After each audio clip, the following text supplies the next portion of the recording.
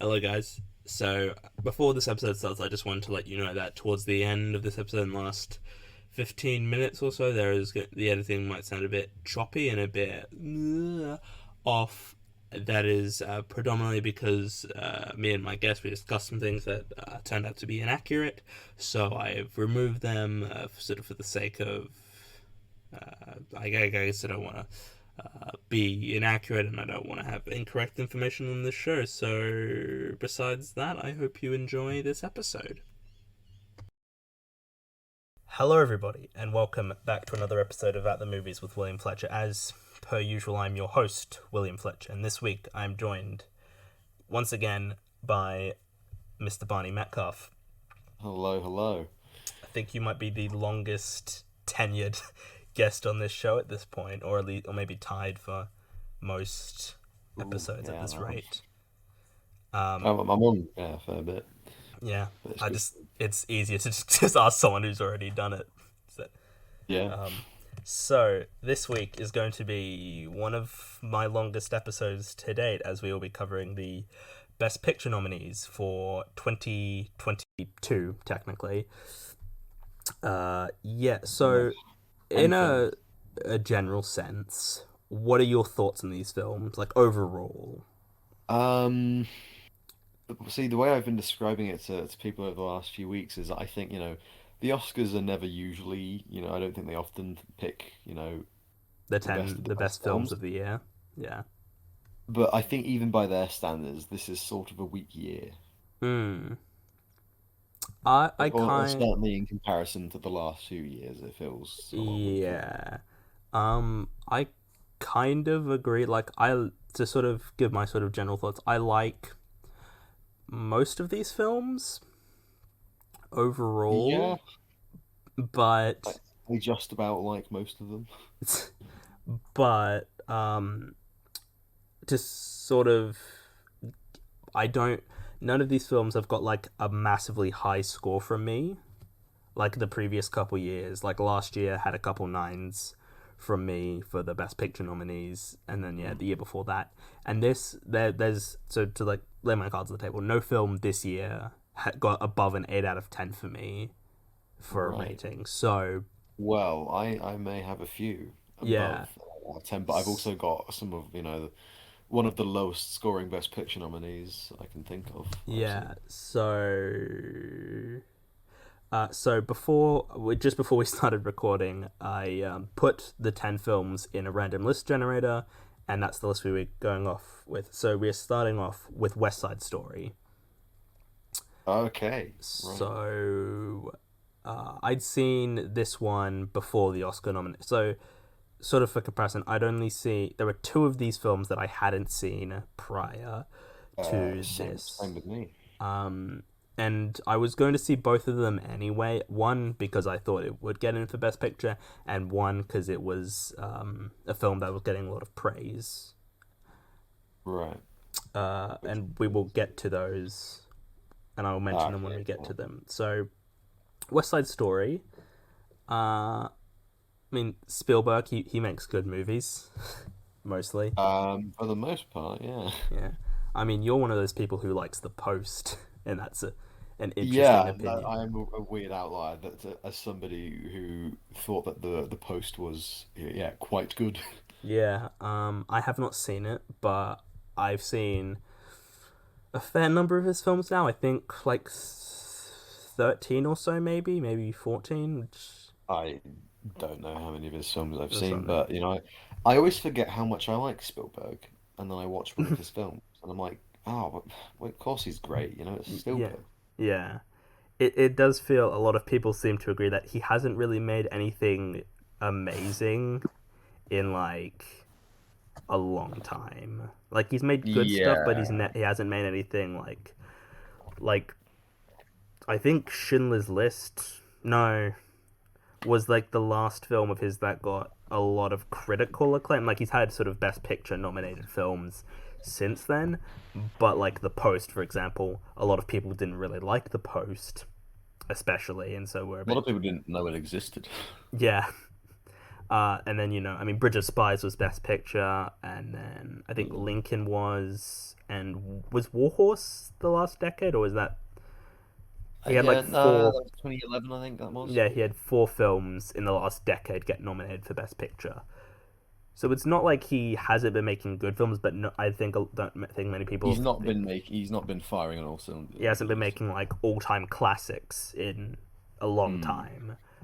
Uh, and I think this is sort of And I think you could argue that this isn't one because it's all, they just kind of thought, oh, that's a pre-existing classic. We'll just make yeah, that.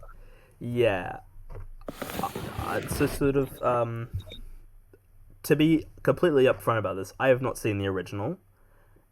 Neither have I. I had planned to, but I just couldn't be bothered, and I just was like, I'm not like Yeah, no, as I interested. did the thing that I often do where I wait and I like put it off until the day that I'm seeing the remake, and by that point I've been like, you know what, not even worth seeing this. No, basically the same film twice in one day, so I just didn't bother with it. Yeah. Um. So the original won Best Picture, and Mm. I think like nine other Oscars or something's ridiculous. I think it won like It almost won, everything. yeah, it was a big hit. It was, which is kind of strange because you don't see as many films nowadays sort of sweeping the Yeah, Oscars. Like I think the best we got was Parasite. Like, Parasite, in terms of its nominations, because it got like six yeah, nominations and won four, which is pretty good. But it's been a while since we've had a film get nominated for like that really kind of does the rounds and wins in 10 like things and win like most 10 categories. things. Yeah, Like the last one I can really think of might have been Return of the King, which won all that Oscars was it what was came to nominated mind to for. me. Yeah. Because I just can't really think of, because most Best Picture winners will win usually a couple others. Usually director goes with that, and perhaps a screenplay win if it's Mm. nominated for it, and usually something else. Usually, like there's of course some outliers, like Green Book didn't win Best Director but won Picture, but that also won Screenplay and Supporting Actor. So like usually Best Picture wins at least one or two other Oscars. It's very unlikely that, yeah, we'll get a f film that is like nominated for Best Picture but nominated for nothing else. I'm trying to Like think. I feel like there must be a couple. Was Extremely Loud and Incredibly Close? Was that did that get another nomination? Or was that just Best the Picture? ones I think that's one of them, but the one I'm thinking of that I just know for some reason is Selma, from Didn't that get 2014, something I else? think I it was. thought it got another nomination besides No, Picture. no, that's just the one. I swear it must. I thought it. Okay. Well, it's rarely like most Best Picture nominees get like three nominations at like a bare minimum. Like I think, Mm, and yeah, no, I think that sounds about right. West Side Story, the original, won like every like Oscar is nominated for basically, and this film got nominated for I think a lot of the same things. I would Holy smokes. assume. I don't think it got nominated for original song because there wasn't one, um, which I didn't know about after I watched it because I don't know the songs from the original I really. know, like, I knew one of them or two of them going in. The one I'd heard of was the one with no, fuck, I forgot her name. Damn it. Not Anita, Maria? Maria, and she's in like the shop, and she's like, "I'm so pretty, I'm so Yeah, pretty." yeah, that's the one. That's one of the ones Yeah, I knew. I'd seen that, but I'd seen it used as like a joke. Yeah, same. It was But weird seeing it playing legitimately in a straight yeah, context. but maybe because it says the word gay, and that Yeah, is used to mean one serious thing, and and nowadays, valid. oh, funny they said gay. It's Yeah. but what was the other one you knew? I think I knew the one with like when you're a jet, that one, the one Oh that they yeah, said quite early on in the film. yeah. So quickly to say, Selma did get nominated for best original song and picture, but Oh, did it? Yeah, yeah, okay. In okay. that case, I was just But talking out my still, ass. original song is such a weird like nomination for a best Yeah, picture film. that's the other thing it was nominated for. Yeah, but this film, I I quite liked it. I think sort of generally I thought it was good, a good movie. Yeah, no, I think it's. basically, this is what I think is going to win this year, Oh, and that's yeah, interesting. that's my prediction. I'm going in with. Okay, well, because at the Um. end we were going to discuss picks and predictions, but no, it's okay. We can start this now. Oh, okay. Well, Why do yeah. you Well, think? I guess we'll just, since we're on this topic, why do you think yeah. West Side I'll Story go will into it. win? Well, it's a good bit of Spielberg, and People it's a love step Spielberg, yeah. up. Yeah, people love Spielberg, and it's a step up in Spielberg than we've gotten in more recent years. So I Yeah. think there'll be a bit of a like, ooh, Steven's making good stuff again, or better stuff again. Um, but also I just think it's because it's all I guess the only thing holding it back is that it's a remake. But then Yeah. again, that could also work in its favor because it's like, look, it's West Side Story again, and it's pretty good. Um, So you think there's people could sort of have nostalgia for it and be like, oh, I grew up watching this, the original, and I'm sort of getting flashbacks to that, and that sort of makes me want to vote for it for best pick for yeah, to win. Okay. Um, I don't agree, but I think it's one of the only films that could win at this rate. It's probably the yeah, one of the only ones I can think that can upset. Really, I don't think.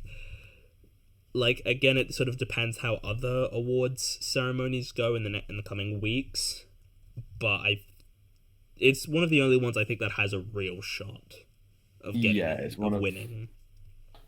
well, in terms of I guess my if I was to rank them in terms of likelihood, yeah, it would be top three. Mm. So yeah, this film it's basically Romeo and Juliet, but the difference is it's good. It's a good movie, It's not insufferable. like all Shakespeare is. I went in because I knew people were raving about it and were saying how great it was, and I was like, it's fair to say, skeptical because Yeah, it's while I love Spielberg, I am aware he hasn't really made anything good in quite a while, or like a absolutely real kind of amazing. Spielberg classic. Yeah, and I don't really care for romance stories. I think most of them are shit. Yeah, Um, and because it's there's not. really only about two possible endings. Yeah, and it's kind of like, and I was like, so I knew it was based off Romeo and Juliet, so I'm like, well, I just sort of assumed like they're gonna die at the end, right? I was not. See, that was an element. So going in, I didn't know that it was particularly Romeo and Juliet stuff, and then it started, and I was like, actually, yeah, no, it kind of is quite a lot. Yeah, Um, so I kind of came to that conclusion on my own as I was watching it, and then I yeah, thought, are they both going to commit suicide? Because that's not very 60s Broadway musical. yeah, and that seems a bit dark for Spielberg. Like I know he did Schindler's List, but like that, this is more happier than Schindler's List is Yeah, because Schindler's that's. List is all quite down and depressing, Yeah, whereas but this this is is for the most it's a part quite bright, it's a light-hearted colorful fun. musical. Yeah. Yeah. Um, like just romance stories just don't work for me unless they're about failing romances and breakups. Those are the only good ones.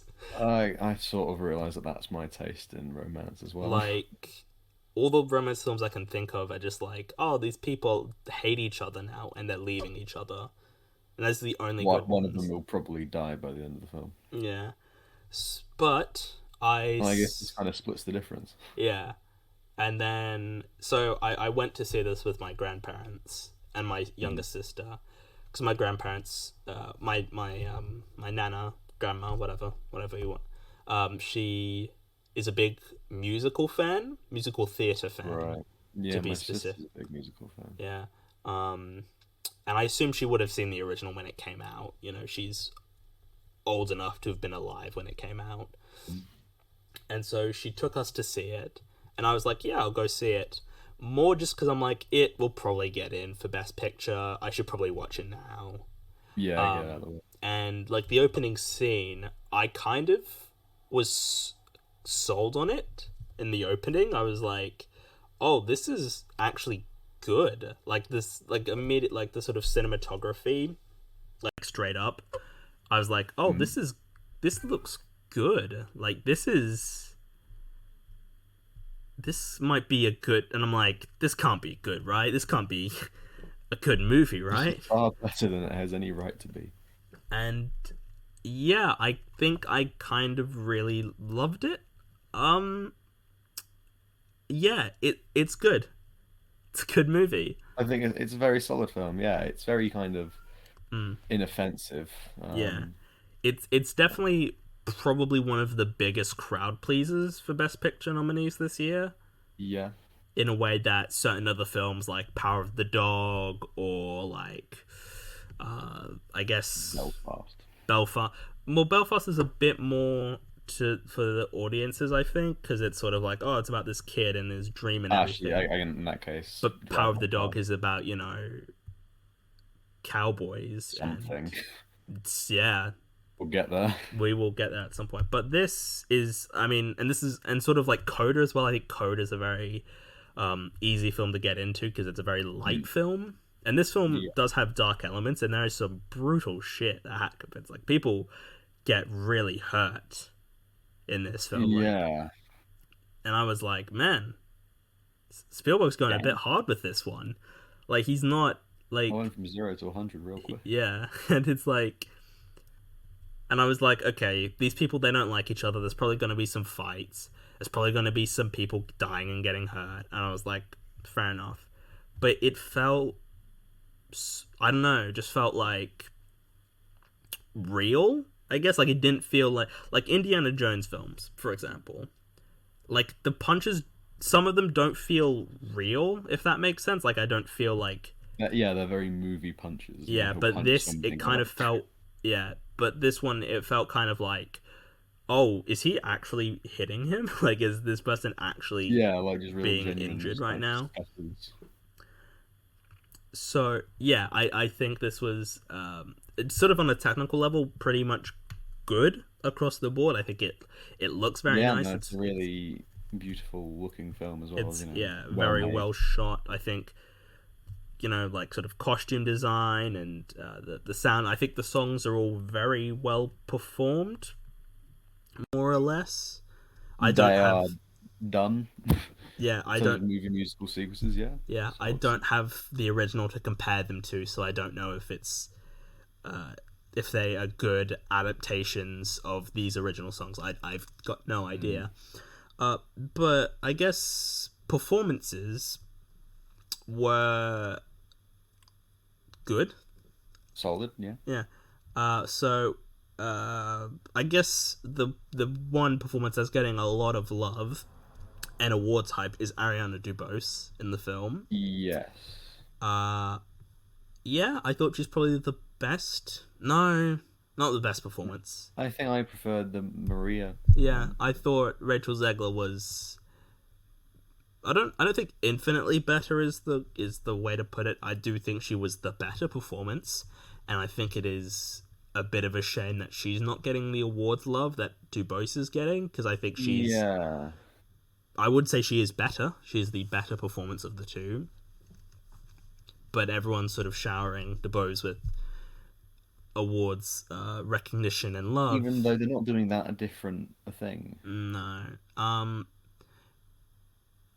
Yeah, and I think all the other. I think like, man, I just think.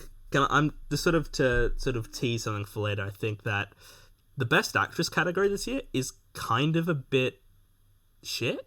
Like it's kind of like really these are what we're going with this year. I'm gonna have to look it up and remind myself of it when I guess we But discuss it in more detail later. because there's definitely some major snubs. We will get to, in fact, one in a film we're gonna just talk about later, which I I've think we'll have the um, same thought. yeah. But yeah, I think Rachel Zegler should have been nominated for Best Actress.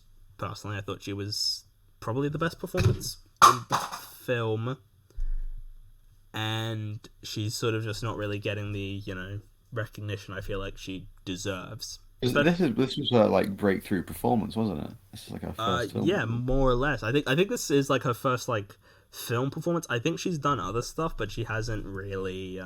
You know, but made a proper film, yeah. Yeah. She's But gonna yeah, be in the for the first time, yeah. Hold on. remake, the Snow White remake that Disney's making, because Okay. She's only 20, so she's not like been Get around the a talent in lot. while it's young, it will last longer. Yeah. I think she's had for in fact, I think what it is she had a career on YouTube before, sort of like Bo Burnham did, I guess. And she would do like song covers, I think.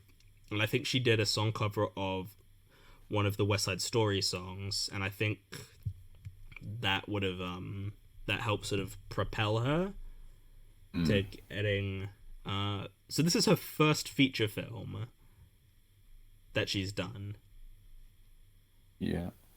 and it looks like it's the earliest like sort of film sort of on-screen thing she's done. I think this is like the earliest thing like on her Wikipedia page. This is the earliest project she's been a part of. Right. So Oh, yeah, I guess this is just a real, yeah, new thing for her. yeah. Then we've got who else is in this film? Ansel Elgort. He's a bit. Nah. I feel Um. like we're not allowed to say good things about him. Yeah. I mean I didn't think he was bad per se. He was certainly in the film. He played a part. If it was, yeah, someone else, I don't think I would be that distraught, you know? Yeah. I don't think he didn't. It didn't really like he was. I mean he was fine I guess, but he didn't really like. This is just super awkward now because it's Ansel Elgort. Yeah, the bit where they're underneath like the stands in the gym. Yeah, that He's felt. like really tall as well, and she's quite small. I was like, no, Yeah, get away from her, that's Ansel. pretty. Yeah, and the bit where they're on like the stairs and he's like looking through the grate, and he's like locked. I'm like, good, it should be locked, and then he just gets up there anyway. um, yeah, he was. I don't. It's weird to talk about him because of the things. Um, but it's not like he was bad or anything. It's just sort of like he No, wasn't it's anything just awkward. special. Yeah. And we've got David Alvarez, who played um Maria's Brother. brother. Yeah. Yeah, brother. Yeah, he was Yeah. fine. I sort of in general didn't think the supporting cast were anything particularly great. The performance that I've heard a lot of people really like gunning for and giving a lot of love is, I'm just double checking the guy's name. Mike Faced. Oh, Mike Price, Right. yes, who Faced? Yeah, the guy who plays I forget the character, but he's like Ansel Elgort's mate, who's like, yeah, he's the oh, come leader of join the Riff. Is his name? Riff. Yeah, Yeah, he's yeah. the yeah. I didn't really think he was all that amazing, honestly. I don't know why people are gushing over his performance. Neither do I, because he just kind of shows. I mean, kind of talks like that, you know, Yeah, do I West mean, Side to be Story fair, this stuff. was a much better film for him to be in because he had a choice between West Side Story and Dear Evan Hansen, Ooh, yeah, and right, this yeah, is the the right call. much better choice because Dear Evan Hansen is kind of shit. It's not great, yeah. It's not very. Like besides DeBose and Zegler, I didn't really think anyone was particularly good, like or Yeah, great even. Like they weren't bad by any means, but they certainly weren't like he just showed up, did the job, and left, you know. yeah. So you to be fair, you don't even sound particularly sold about Zegler and DeBose's performances. Like I thought they were quite good, but it wasn't like, I wasn't like, you don't wow, best think performance ever. DeBose should be the front runner for best supporting actress. I mean, I assumed you Um, probably wouldn't think that anyway, but no, not particularly. no. Like Happy she's she's there because I think she was some strong work, but yeah, I could mean, have been much probably better. of the nominees, maybe my favorite, but I don't think any of them were particularly great. There's one I haven't seen yet, but the others I have seen I don't think were especially great. So I guess it kind Um, of has to go to her, but not necessarily because I love the performance. It's more just like, yeah, this is how everything is, I guess. a process of elimination, she wins, I guess. So looking at the ones I've seen, I'd give it to somebody that I guess I can talk about in a minute. Yeah. Uh, yeah, this film. I'm being quite middling about it, even though I did quite like it. Yeah.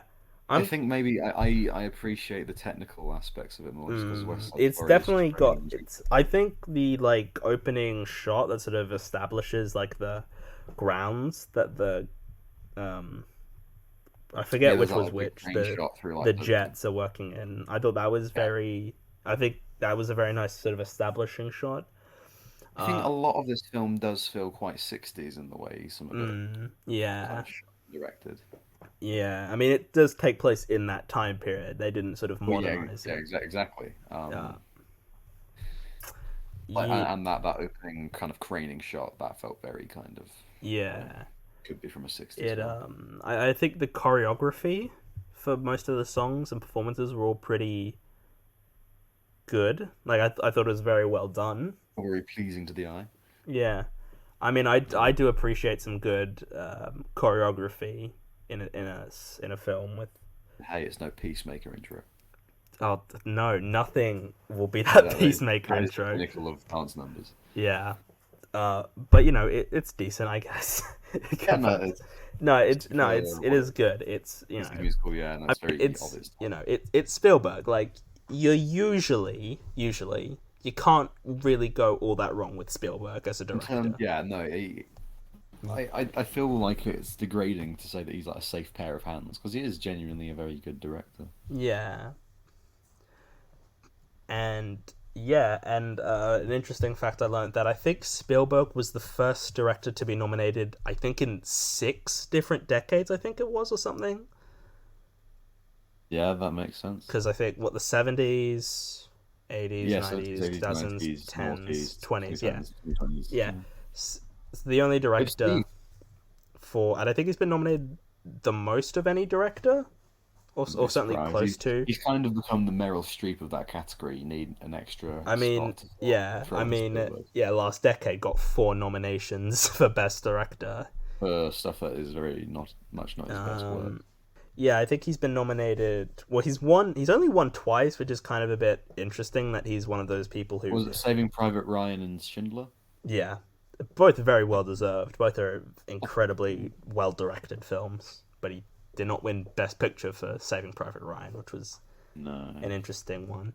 I think the next closest is Scorsese. I Oh think if yeah. Scorsese gets nominated next year, then I think he will tie with Spielberg.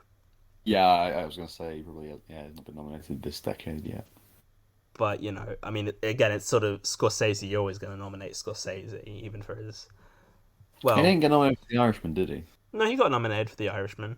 He did. Oh. Yeah, he only made like a couple films last I say decade. he wasn't that busy in the I think 2010s. he got nominated for like almost all the films he made though in the last decade. I think because I think he got one for Wolf of Wall Street, and I know he got in for Irishman.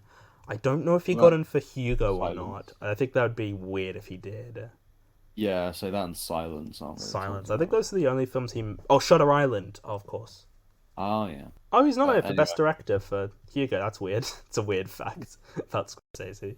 doesn't seem very. Oh, No, he doesn't get nominated for Taxi Driver, but he doesn't get nominated for yeah. Hugo. That's the bomb. Yeah, this Um, film, yeah, so like, yeah, it's Spielberg, but it's like it's sort of inoffensive Spielberg. yeah. It's not like his best work ever, but it is a film that is reminding me of why I do enjoy his stuff. Yeah, it's. I mean, I'd say it's probably of the nominees, probably the best directed film of the Yeah, year. I'll give you Of that. the 5 people nominated for best, because He's it's the one I'd give it to. Yeah, yeah, because it sort of could, and maybe he could get it because they're like, oh, Spielberg, you know, you've done this a long time, you know, this might be one of our lost opportunities to give you one. We'll yeah, chuck you an Oscar, but I don't know. yeah. I think he should get it. But in terms of direction of the nominees, I think it's because all the other nominees for best director, like this is such a Herculean like major task to try and do like a musical. Like the other nominees are much like Belfast, you know, isn't really that. Like it's a That bit more. Belfast, Drive My Car, not exactly films that really allow you to Yeah. I go all like in on Licorice direction. Pizza. That's a screenplay. That's like a great screenplay movie, but it's not a great directed movie. If that makes sense. I think we'll get to my feelings on Licorice Pizza. And The Power of the Dog. again isn't like amazingly well directed. Like it's fine, but it sort of all takes place in one location predominantly.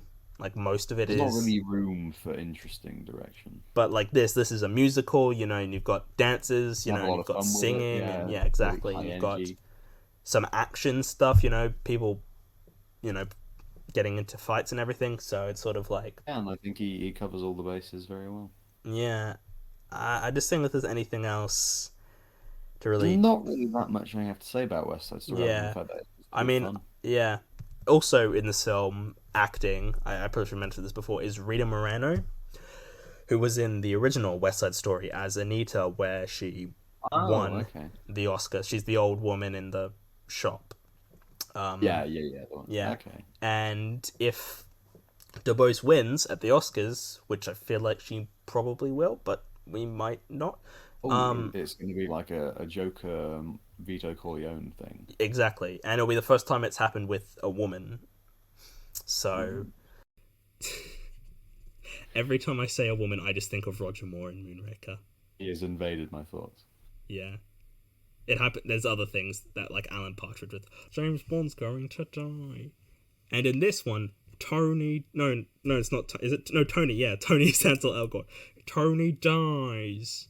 And I was like, oh, Oh my God, Tony is going to to die. die. And I then he didn't. Yeah, I does. didn't know that I thought, oh, are they going to kind of go the weak option and have them both live, and then it's all Yeah. really happy? But I no, mean, he died. I thought the opposite. I was like, so they're both gonna die, and I kind of didn't want them to. I just before we move on, I was kindly weirdly invested in their relationship, and I don't Yeah, really it kind understand of why. it surprised me. Like I was watching the film, and then by that point, I was like, oh, I was quite like for them to And I be think together. I got a bit emotional when he died, and I'm like, how am? Well, I wasn't really emotional, but I was certainly like, oh, only one of them And it dies. feels weird because again, it's Ansel Elgort, and it's like, why do I kind of feel a bit bad for this guy? Maybe it's because In, Rachel Zegler was in upset. character, yeah, poor Tony. In Yeah, body, no. Get yeah. out, Ansel. Although I will say the bit, the one of my big weird bugbears, a bit that really was weird to me, was when Maria's brother is killed, and then her and Tony fuck. Like she knows that he's Oh dead. yeah, I've talked about this moment a lot with other people, but yeah, find out your brother's just been murdered. What's your first course of action? Grieve quite a bit, or No, go and bang the dude that killed him. it's kind of a staple of Bond, though, isn't it? I mean, Bond doesn't usually kill them, but usually he tells them, "Oh yeah, someone you know is dead," and then Oh yeah, Thunderball is like, yeah, he Oh bangs yeah, it, then he tells her then he about tells her, everything. yeah, oh, that's what Tony should have done. He should have just Yeah, he should have waited. been like, right, now that I've used you, I've got some bad news. Sounds like Unsula.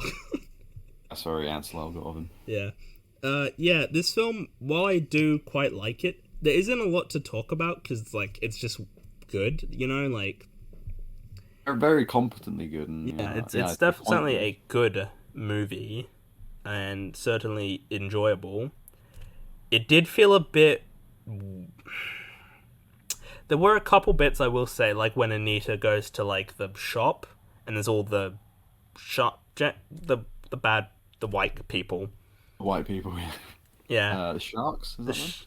I Oh, they're always the forget Jets. the The Jets. They're Jets, the Jets. and Yeah. she's like trying to get out, and then they start like Salting. grabbing her, and I'm like, oh, Yeah. you're not gonna do this, right, Steven?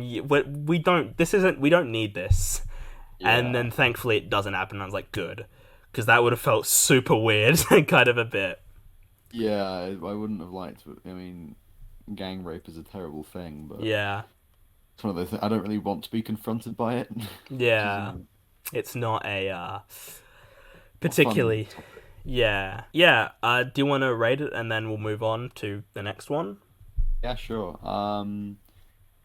Or is kind of condescending towards it as I've been a little bit. Just because I think the story is not necessarily the most amazing. Yeah.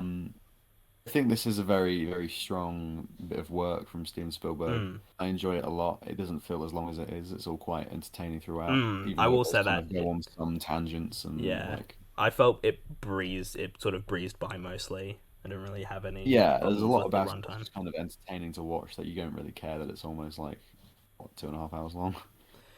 Yeah, certainly it's got to be close to that, Right, right? like that. So I'll give it a 7.5 out of 10. Mm. I am a bit more positive than you. I'm giving it just like a strong, a very sturdy 8 out of 10.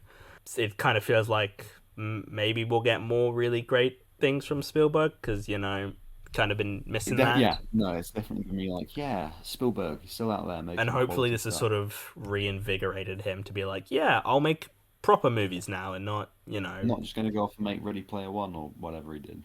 yeah. I think that was the last film he made actually. Or BFG, he did that. Oh yeah, I forgot that the BFG was a That's thing. so weird.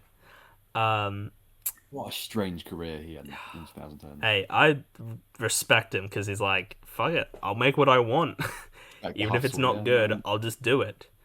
He's just I'll, doing it because Daniel Day he Lewis likes is it. Abraham Lincoln. Yeah, I'll do that. Roald Dahl, fuck yeah. Roald Dahl. Yeah. Next one up. Sorry, I forgot this seems to be Ricky Gervais, Steven Spielberg. uh, Oh, dog owners, yeah, join in for the yeah. children. Yeah. Yeah. BFG, Mm, right? right. Roald Dahl. Mark Yeah. Rylance, yeah. Yeah. Um, Ready Player One, right? Yeah. It's like Enjoy. Iron Giant and stuff, right? Oh Um, god, I do that so often. It's so I fucking hate that I oh, do that so much, but it's so funny. it's Um, funny, yeah.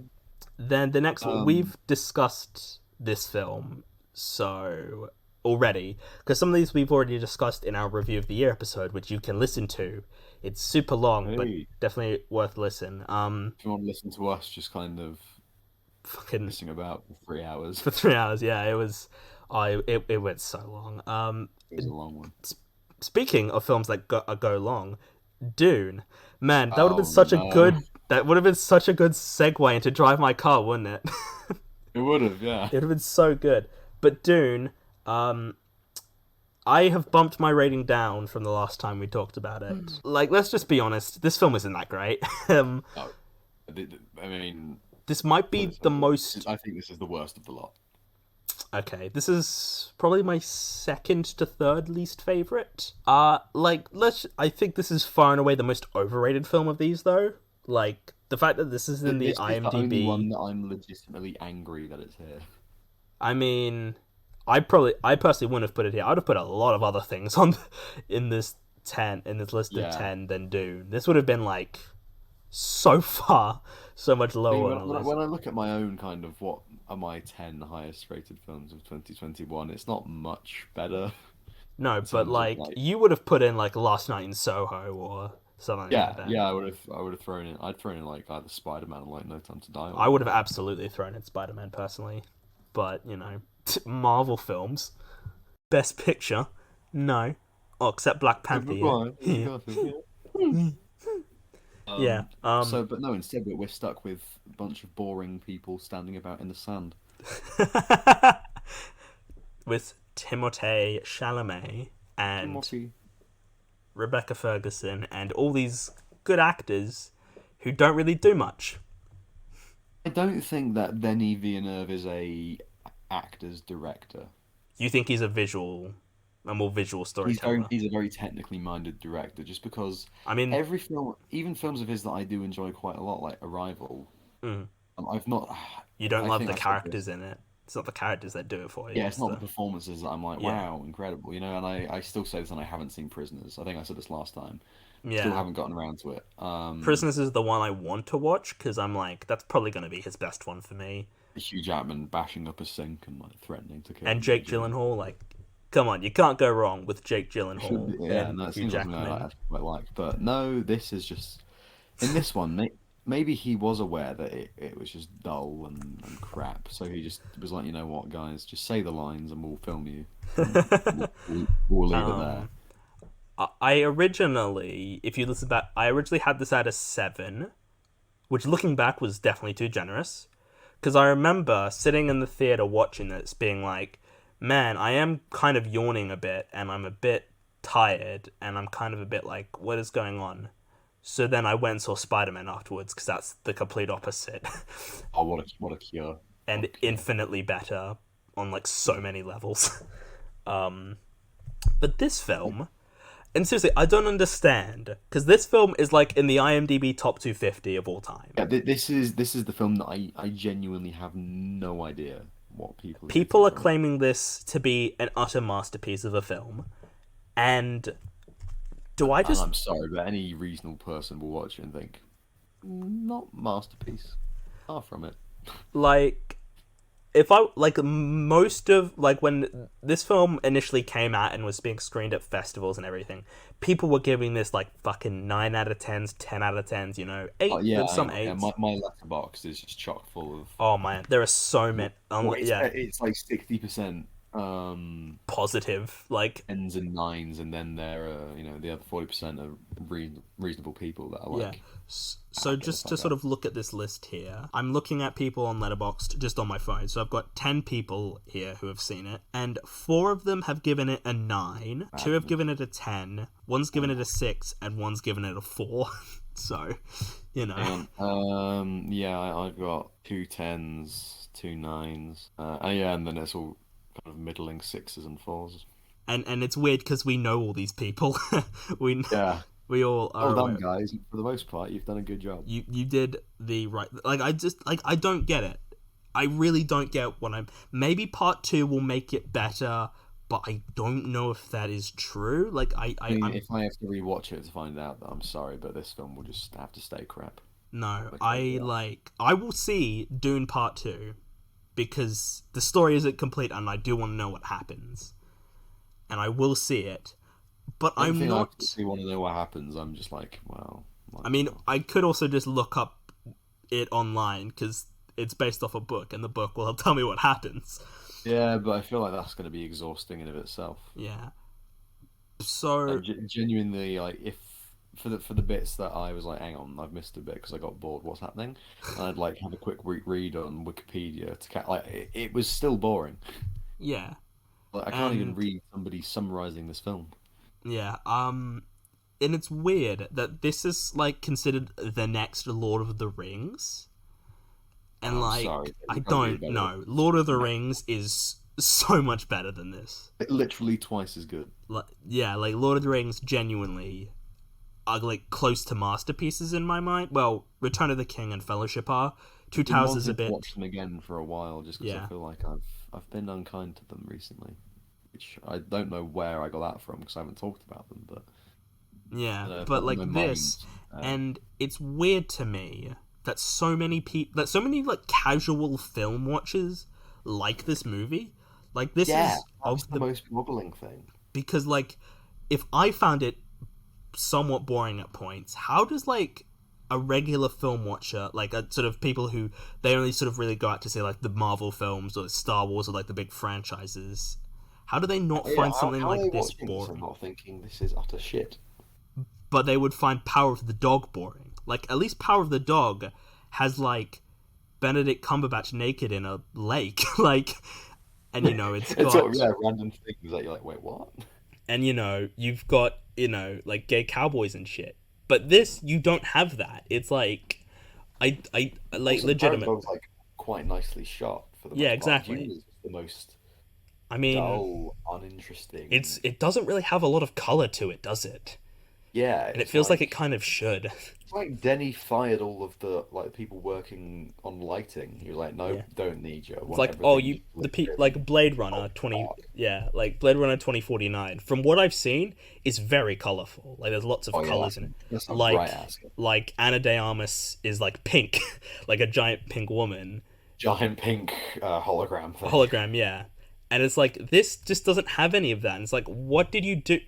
Did Roger Deakins? Did you not get Roger Deakins back again after he made? Maybe Roger read the script and was like, I'm Nah. getting old. This film will kill me if I make I it. mean, to be fair, Roger Deakins doesn't really need to make films anymore. He's a legend. He doesn't need to do this anymore. Yeah, and he can do what he wants. Yeah, but it's so weird. Like, also, people are raving about the score, And so and that's why I say why. what? Like, I like Hans Zimmer, but I will say I think Hans Zimmer is overrated. He can be very lazy, like phenomenally lazy. Like, a lot of Nolan's score kind of sound the same. Like they sort of all blend together, and like you got some sort of individual It's just kind of tracks. loud noise. Yeah, Pretty well made loud noise, but yeah, but you like will be like, okay, that's Hans doing his thing, like just the kind of going difference is like with voice Tenet, together. Ludwig Göransson, like that is really good music in that film, and it doesn't really feel like I'd have to listen to it again, but I didn't really think like, oh, that's Hans Zimmer. Like I mean, I knew that it wasn't Hans Zimmer, but it didn't really feel like Hans Zimmer light, if that makes sense. Like it didn't feel like someone Yeah, doing an imitation of that. And this is yeah. just like, Hans was unavailable. Can you do a decent impression? yeah, and then this and in Dune, it's like, is he really? Is this what we're gonna give Hans Zimmer his second Oscar to? Like, this is what he's gonna win his I another mean, Oscar for? this isn't even the Hans Zimmer score of this year that I would nominate him for.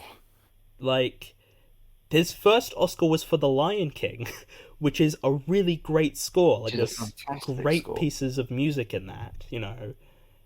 And we're gonna follow it up with Dune, which is like, I mean, Yeah, according to the Oscars, that those are the Hans Zimmer scores to like, and watch out like, for. it's not even that the Dune score is bad in my opinion. It's just I don't think it's particularly good. Like, give it to like Encanto, for example, has infinitely a better score. You know, like there's so many other Felt better like films. people were trying with that one. Yeah, it's like I feel like I'm seem very annoyed, but I am because this is a bunch of crap. Like Yeah, this is the most unremarkable film I think I've ever seen. this is this isn't the angriest I've been because I've done 50 Shades and that film is terrible. But this kind of infuriates me more because people think this movie's good and they say it's Yeah, good, exactly. Like, and I think everyone like knows 50 Shades is shit, you know? I'd rather watch 50 Shades again because I can at least be Oh man, utterly I like, don't think I could really. To be fair, I don't think I'd watch either of these films again. yeah, I wouldn't watch either of them again unless I Certainly absolutely not had to. anytime But soon. right now, I'd watch 50 Shades again over this. That's oh god. So I Just can at least be fascinated by the depths of what the fuck I are mean, these I would be characters. certainly interested to watch the sequels of 50 Shades, but I'm kind of not really interested in seeing the sequel for Dune. like I Yeah. will because I'm Also, yeah, out of obligation. yeah, it's not like oh man, it's not like for example Infinity War. I was like oh man, I cannot wait for Endgame. You know, I cannot wait to see what they continue to follow up the story with. But this, it's like okay, so he killed that person. He's with these new people now, and that's it. Like, what is he gonna become a villain in the next one? Like, is that what they're setting up to, or is he gonna subvert that? You know, like I don't like and chosen one narratives. I'm kind of just like, do we need to do that anymore? Been there, done that, move on. Like, just like Star Wars did it, and it's good in Star Wars because it's like one of the originators, so I can go with Yeah. that. Harry Potter, it works perfectly fine. I don't have a problem with it in that. But this is like 20 years after the first Harry Potter film, and we're still doing Chosen One characters. Like, could you not just be Well, like a can we guy? not? Can we just move on with life? Like, you've called him Paul. like, what? Like, Still the funniest bit of the film. I Main don't character is Paul. understand. Like, and it's are we? And is he just named Paul so we can remember him? Because everyone else has like these fancy as fuck names that like are not even real names. But like, oh, main character needs to have like a relatable name, like Luke Skywalker. You know, we have Harry and Harry Potter. You know, Paul. Paul. And it's like, right. I mean, didn't Simon If I Pegg? was to name him after one of the Beatles, that's probably not even the one I'd go with. I mean, didn't Simon Pegg do a film called Paul? Wasn't that a film he made a Oh few years yeah, ago? yeah. Yeah. Like Oh what? no, that would have been brilliant. Nick Frost and Simon Pegg helping John Lennon to get back on stage. No, this. Oh man, imagine if Simon Pegg and Nick Frost were in this. Oh man, they probably Oh, would have been that good. would be fucking brilliant. They would maybe make it a bit better because they're funny. Because there's Yeah, like, and then like he put his hand in the box. He was like, "Ow, fucking hurt." imagine Gervais just walks in and is like, oh, hand in a box, right? That's a right. lot. Yeah. Yeah. Why do you stick it in, Chosen you one. dumb Yeah, fuck? right. Dumb. Yeah. You must believe in a religion, yeah? You stick your hand in a box, yeah? Idiot. Yeah. Believing in Oh, God, like so dumb. imagine how great some of these films would have been if Gervais was in them as David Brent. I know, Imagine. right? It would be Oh my so god. amazing. West Side's David Brent performing performing "I'm So Pretty." West Side Story. Oh, that would have been Because amazing. you just know he'd be like, I feel pretty and witty and gay, not in that way, right? Because Gay, nothing you know. wrong with it, No, yeah. nothing But wrong with it, but I don't. I'm not like that. All right. I'm not one of them, yeah. Yeah. Yeah. Oh man, Um, Gervais would have made this film so much better. Like, there are so many people that I would say no, put them in this film, yeah. and you make it 10 times better. And it's so weird because this is a pretty good cast. Like, I think a lot of these people, are, like Timothy Chalamet, Cast of is a actors good capable actor. of very strong performances. Yeah, like Rebecca Ferguson, good. Like her, like Doctor Sleep. I think she's quite good in that movie. I mean, she's not. Fucking Mission Impossible, she's quite good in as Yeah, well. and that's a fucking action movie that like doesn't really require great performances. You know, Yeah, you got Oscar Isaac, you got Josh Brolin, like you got Jason Momoa is. I mean, he's not a particularly great actor, is he? But you know, he's there. he's a good presence. You know, you've Although got honestly, yeah, he's the only one with like sort of personality and like body. Well, he's making like good quips. You know, he's actor. making jokes with Paul. You know, he's being funny. He's like, oh Yeah, that's one of my issues with it. This is so humorless and yeah.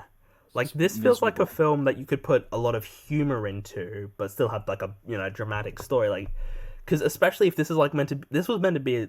I mean, it was. It made a shit ton of money, you know, comparatively for pandemic. You know, the pandemic world we live in. But like this, like sort of going back to it, I don't understand how this appeals to a mass audience of people because it's not particularly fun. You Yeah, know, it's just really po-faced and we're being doesn't very serious, even takes though some itself of too this stuff is fucking seriously. stupid. Yeah, and like it's very dull. Like I saw this, you didn't see this in theaters because you did not care enough to see it, and you know, Yeah, I refuse to pay to see this film. yeah. And then I saw it in theaters, and like, yeah, it looks good, but it's like, but also like, it looked good. Like some of the ships flying and some like when the sand worm is that that's that what they call it? The sandworm So yeah, eats probably. the Yeah, transport no, or I whatever. I'm enjoyed like, it. yeah, that looks nice, but also like, I mean, Is this I the would have best you can do? like really like this is like a modern. This is gonna be people consider this as like a modern sci-fi, like it's a sci-fi classic, like 30 years from now, on the same level of something like Star Wars or Lord of the Rings. Like, no, it's not. It's not on those levels in any way. Like Yeah, those no, films far from it. are absolutely in every level well made. You know, good performances, good music. Okay, they've actually got really great scores in those movies. You Yeah. know, they're better written. Like, I don't get it. I just don't get it. There are some scripts that I just think this isn't even like a particularly well-crafted screenplay, things just kind of happen. It's just sort of like, okay, so this event happens, now we're gonna move to the next one, and then the next one, and then the one after that, and like, This film, like, I could have just curled up in a ball and cried, looking like, oh my God, there's still an hour left. yeah, it's definitely way too long. Just this, they should have just made a TV series. Honestly, just make it a fucking TV series. Like make it like an 8-part TV series. You can stretch it out. You know, you can have all the stuff from the books you can put in. You're not, you know, like why not just make it an Yeah, I eight think part I'd be happier that miniseries? way because if it was 8 hours long, then there was definitely no way I'd watch it. So I think I would be in a better place knowing that I haven't watched you. Yeah, but at least like because with TV, you don't necessarily need it to like episodes. You know, don't need to end in Yeah, the the same episodic way nature of it can work. in a movie. Like because this movie like it kind of ends, but not really because it's like well, there's still It's just they this stop. like because like the people like these people have been invaded. Like this place has been invaded by the bad guys, and some of them are like dead now but like there's still like a ton of them, you know, and now you're going to head off somewhere with Zendaya, and then like Yeah, that's it. they just called time and said, you know what, that's enough. Come back next time, you idiot. And the thing is, like, they might not even made a second part if this film didn't make enough money. Like, why would you go? I would love to live in the world where that is the case. Why would you do that? Like that Yeah, seems like a bad marketing strategy. it's Like, just oh, if a this film doesn't make enough poor money, narrative decision. just I think this one annoys. This isn't my least favorite, but it annoys me more because everyone seems to love this film and I don't get it, and that's my Yeah, problem. no, this film makes me actively angry. Like I can't. It's impossible for me to understand what it is that people love about this film. Yeah, and Genuine, I like can't I even start. genuinely like want to because I don't know. Maybe they just get something out of it that I don't, but I can't see what it is I'm I missing. don't know what it is. Like everyone admits that the David Lynch version is shit, and I haven't seen it, but I assume. I mean, it's probably not good, No. but I would assume that like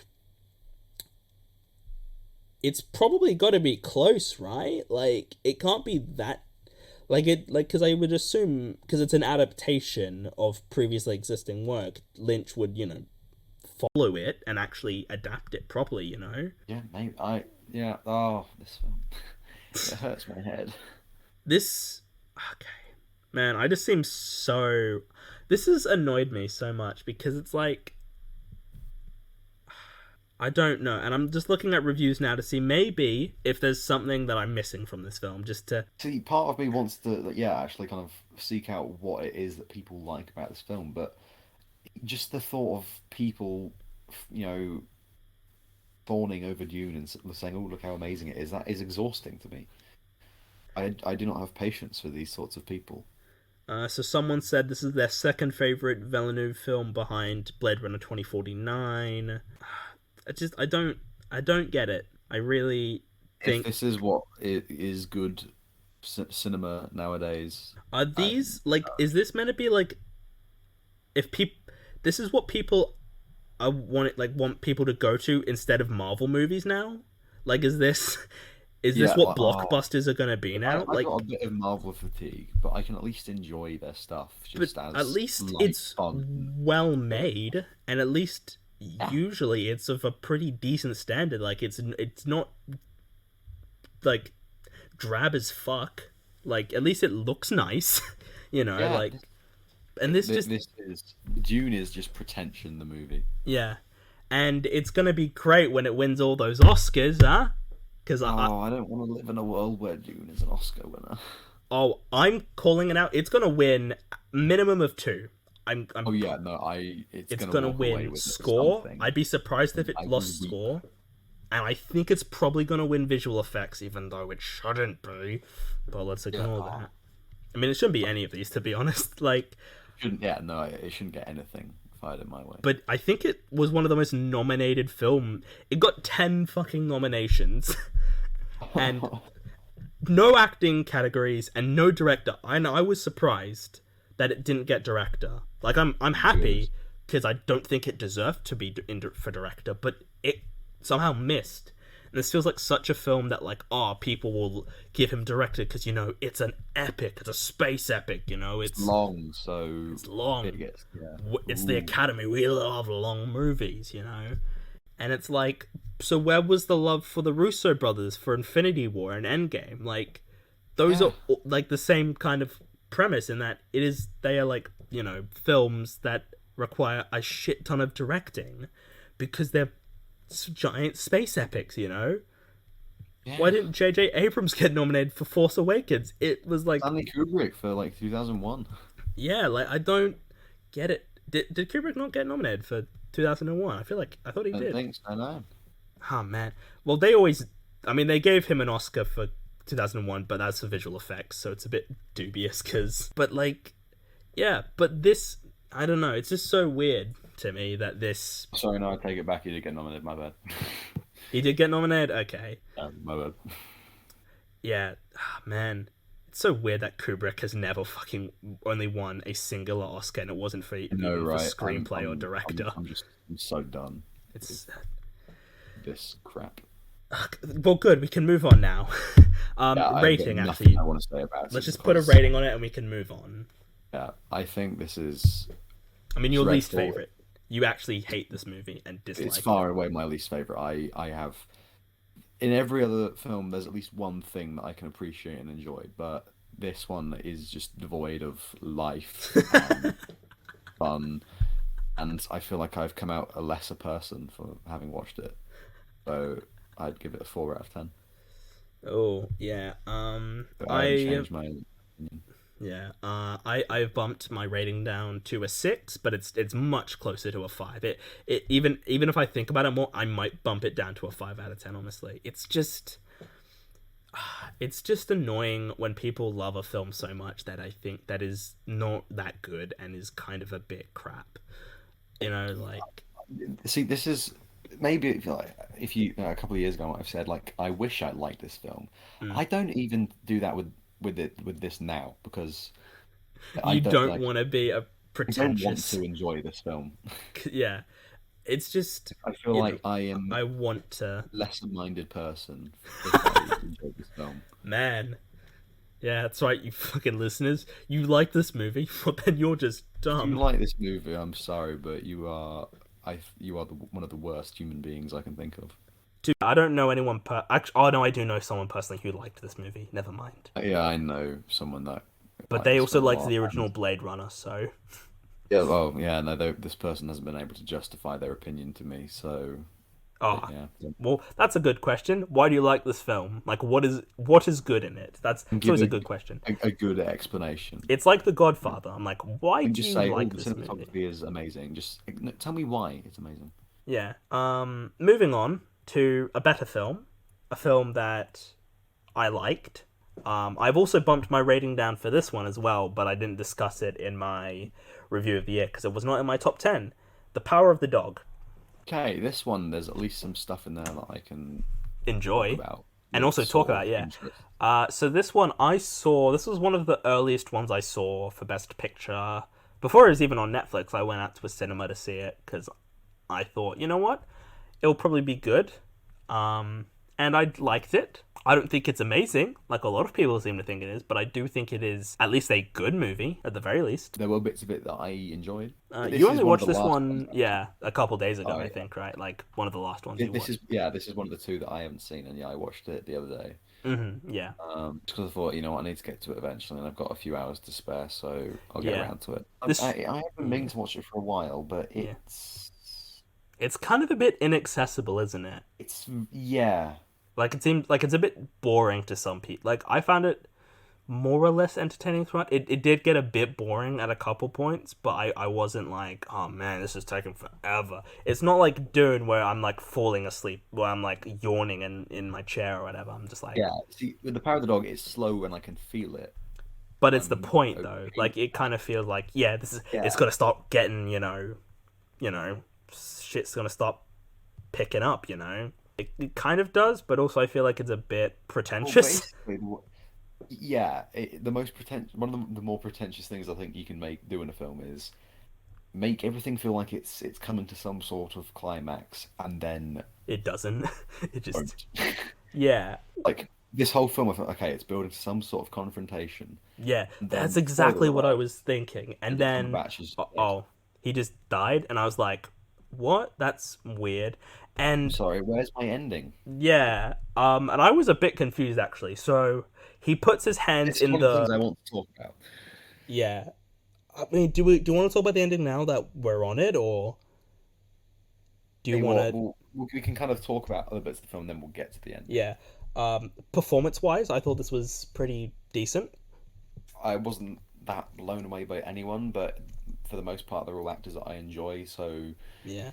I kind of don't at think least a bit there that I'm like, yeah, no, well done. You've I don't think, yeah, I don't think Kirsten Dunst or Jesse Plemons deserve nominations personally. I'm okay with Kirsten Dunst I mean, like, being she's there. better than Plemons, but I don't think either of them I are haven't particularly particularly awards got worthy. like a list of the five that I would nominate, but I'm not again. There's a chance that she could be on there. Yeah. I mean, and we Um, can discuss that at the end. whereas Jesse Plemons, I'm just kind of happy that he's an Oscar nominee. I'm I okay mean, with I that. like Jesse Plemons, Breaking Bad. Yeah, Fucking I love great in Jesse that. Plemons. I think he's a He, very good actor. he's There's a lot great, that he's a I great enjoy. actor. In recent years, he kind of he's been in stuff that I'm not really that fond of him in. But I still think that there's room for him to be excellent because I Yeah, have, it feels weird that he's been in like, Scorsese films. He's been in, well, yeah, yeah, Power of the Dog. What else has he done? Oh yeah, he was in Judas and the Black Messiah, whatever. He's doing like real films. yeah. Then one of my favorite works from him is his role in Game Night. She's really funny. I've not seen that, but you Uh, know, yeah. I mean, Clemens is going to be in the new Scorsese, so maybe he'll do some good stuff there. in quite a big role, so I've got Yeah. my hopes. Cody Smith McPhee is the big front runner for best supporting actor right now. Um, You agree with that? like, I thought he was probably one of the better performances. Uh, he's good in it. I don't know if I would personally give him the Oscar. Certainly not of this lineup. Yeah, this is one of the ones that I'm not quite sure I'm seeing what everyone else is seeing Yeah. because I don't think he's bad. Mm. It's just I don't think he's Um, doing anything particularly like wow, what a performance. He's just yeah. kind of looking a bit forlorn and I don't know, he's a bit awkward. Mopey. Yeah, Like, he's yeah. oh, my life's so hard. This man is being mean to me. Benedict Cumberbatch is kind of harassing me a bit. Oh, I walked on him in a lake with the That's one of my favorite moments of the film. it. Yeah, You it was see like, Benedict Cumberbatch skinny dipping, and Benedict Cumberbatch sees him, and then he just gets out and runs after him. yeah, and I'm like, I just be like, I wouldn't do that. I'd just be like, oh fuck. Well, I can't really chase after him. I don't want people to see my dick. I'll be like, well, he's I'd watched say me. that he's so offended by Cody Smith McPhee being there. Yeah, chasing after him, and he's gonna be swinging about, if you know what I mean. It seems like a bit of an odd choice, but um, it was an and entertaining one. yeah, Benedict Cumberbatch. He's a good actor, isn't he? He does good things. Yeah, He's not, but I think he's like, I don't like. A lot of people seem to love him, and I think he's yeah. good. Like people are like, oh, Sherlock, it's great, and I'm like, I mean, Robert Downey Jr. is a bit Sure, of I think Sherlock, isn't he? he is pretty great in Sherlock. I think he's got some really great personality there. Yeah, but I mean, I'm more Robert Downey Jr. as Sherlock, if I'm being completely honest here. Ooh. Like, not to say that Benedict Cumberbatch isn't good. I need to rewatch the stuff he did as Sherlock because I've seen some of it, but those episodes they're like an hour long. It's like why? Yeah, I will say I haven't seen The Imitation Game, which I know Cumberbatch he is is quite good in that, very although good in it's that. yeah. Um, No, I but do enjoy this it. film is just like, yeah, he's there, he's Yeah, good. I I'm saw not quite convinced by his American accent. no, yeah, it's a bit weird, isn't it? I don't know. I understand why because he's meant to be an American cowboy, but it's like, really, is that and It's one of those accents that I'm like, okay, if I wasn't, if I didn't know that you were English, I think I would be able to tell from this accent. this film, Power of the Dog, had some controversy recently Oh, by from Sam Elliott, as I'm oh sure yeah, I you're. heard that he was kicking something up about it. Yeah. I think he's being a fucking child, honestly. Like, What's he said? so basically, he said a couple things. He had a problem. So I'll see if I can find what he said. But essentially, it boiled down to a couple things. First of all, gay cowboys. What? We can't be having that. Like gay cowboys in a movie. I Nuh-uh. wonder if he's ever heard of this wonderful. Well, actually, I haven't seen it, so I don't know if it's wonderful. This called Brokeback Mountain. you know. You know. Oh, and a woman making a cowboy film. What's that like? Get out! What are you on about? Oh, filming it in New Zealand? What do you mean? Like, From New Zealand. because Oh, Jane Campion is from New Zealand, and so they filmed it there. that makes sense. Also, Okay. presumably because COVID was around, and they're like, you know what? New Yeah. Zealand's a pretty good place. There isn't I COVID mean, I was going to around. say we've in Australia we've gotten a few things have moved over here. So yeah, Sam Elliott basically had some problems with it because I mean, like they were all moronic problems. Let's be completely honest here. Filming making a cowboy film in New Zealand, not in Montana. What do you like? Just sort Make of it, yeah. So the way you've made it sound like he's going on, it sounds like is Sam Elliott is he a Time Lord? Did he live in these times and is therefore offended that it's I not being don't portrayed understand. in its most Yeah. pure form? And it's like, oh, you know Sergio Leone, he made a lot of his films in Spain. You got a problem with that, you know? Like, Yeah. it's the same thing, you know? And it's like, also, you're not even a fucking cowboy. What are you on about, mate? You're just American. You've got a big You're mustache. you're an American actor with a mustache that make you know, like, so he called it a piece of shit. So that was good. That was a good start. A real eloquent opening. A real so he was on a podcast, the WTF podcast with Mark Maron, one of the biggest podcasts in the world, which is so yeah. Sam Elliott had, you know, some yeah, like so he made several points. It's like yeah, he didn't really he had a problem with Benedict Cumberbatch being gay. Well, I don't think it's sort of he basically couldn't buy the fact that oh there's a gay cowboy in this movie. What? Impossible. And it's kind of like, well, yeah, but like, so you just don't think gay cowboys existed in the 1800s and just decide Yeah, not to well, say yeah, anything see, because they yeah, would no, be, maybe he's like one of those people that thought that like gravity got invented. He thought like homosexuality was created in I don't know the yeah, 80s. it kind of fails to understand the point that oh, there are probably a lot more gay cowboys than we know of. They just didn't say anything because of It pieces of wasn't not shit, relevant, but who also would be homophobia. like, Well, yeah, because people like Sam Elliott will throw a hissy fit. yeah, and he said so many other things, and he just was like, he said something about the fact that Benedict Cumberbatch's character wears assless chaps, and is like, oh, why is he just wearing them all the time, and that sort of thing, and it's just like, See, I'm not that big a fan of this film. I think it's quite mediocre, but those aren't really the reason. I mean, yeah, it's that's very not stupid detail to get yeah, hung up and on Sam then Elliott. various people involved with the film, Jane Campion, the director, Benedict Cumberbatch, Jesse Plemons, they all sort of responded to this and all said things. Benedict Cumberbatch, for example, thought it was very odd to slam this film for being about, gay having gay themes. One of his big problems really was like the allusions to homosexuality, and it's just sort of like, mate, just grow up. It's just Yeah, like you didn't live then, you don't fucking know. They almost certainly did exist. They just didn't say shit because they'd be fucking, yeah, they'd be in big trouble if they said that, And yeah. and They, and they would many be. yeah, and many people are.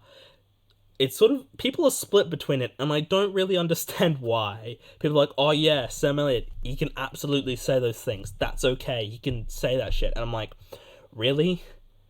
We think Yeah, that's okay to say? Like, I get he's old. That doesn't make it okay when he says something that bad. doesn't make it. Yeah, doesn't make it fair. And I saw, people on like Facebook were having a conversation, were having discussions. I would say discussions, but it's more arguments, just insulting people. And someone said, "Oh yeah," when Jane Campion quote unquote clapped back at Sam Elliott because she called him a bitch for it. Fair enough. It's alright to do that. Someone was like, yeah, you go, Campion, you go, girl. And then someone in the comments says, that is like the most beta male thing to ever say. And then someone replied with a gif of David Brent saying, ooh, you're hard. And I was like, I mean, yeah, people who describe people as betas is like, oh, yeah, you think you're hard, right? Yeah. And it's just like, you're just Um, name calling right now. That's such a childish thing to do. Oh, yeah, that's not even relevant to what we're discussing. it's you're completely ignoring the fact that hey, Sam Elliott said some kind of fucked up things about this, and is I being mean, a bit disliking a of a film for knob being about it. mildly, you know, gay that's the world you're living in, Sam Elliott?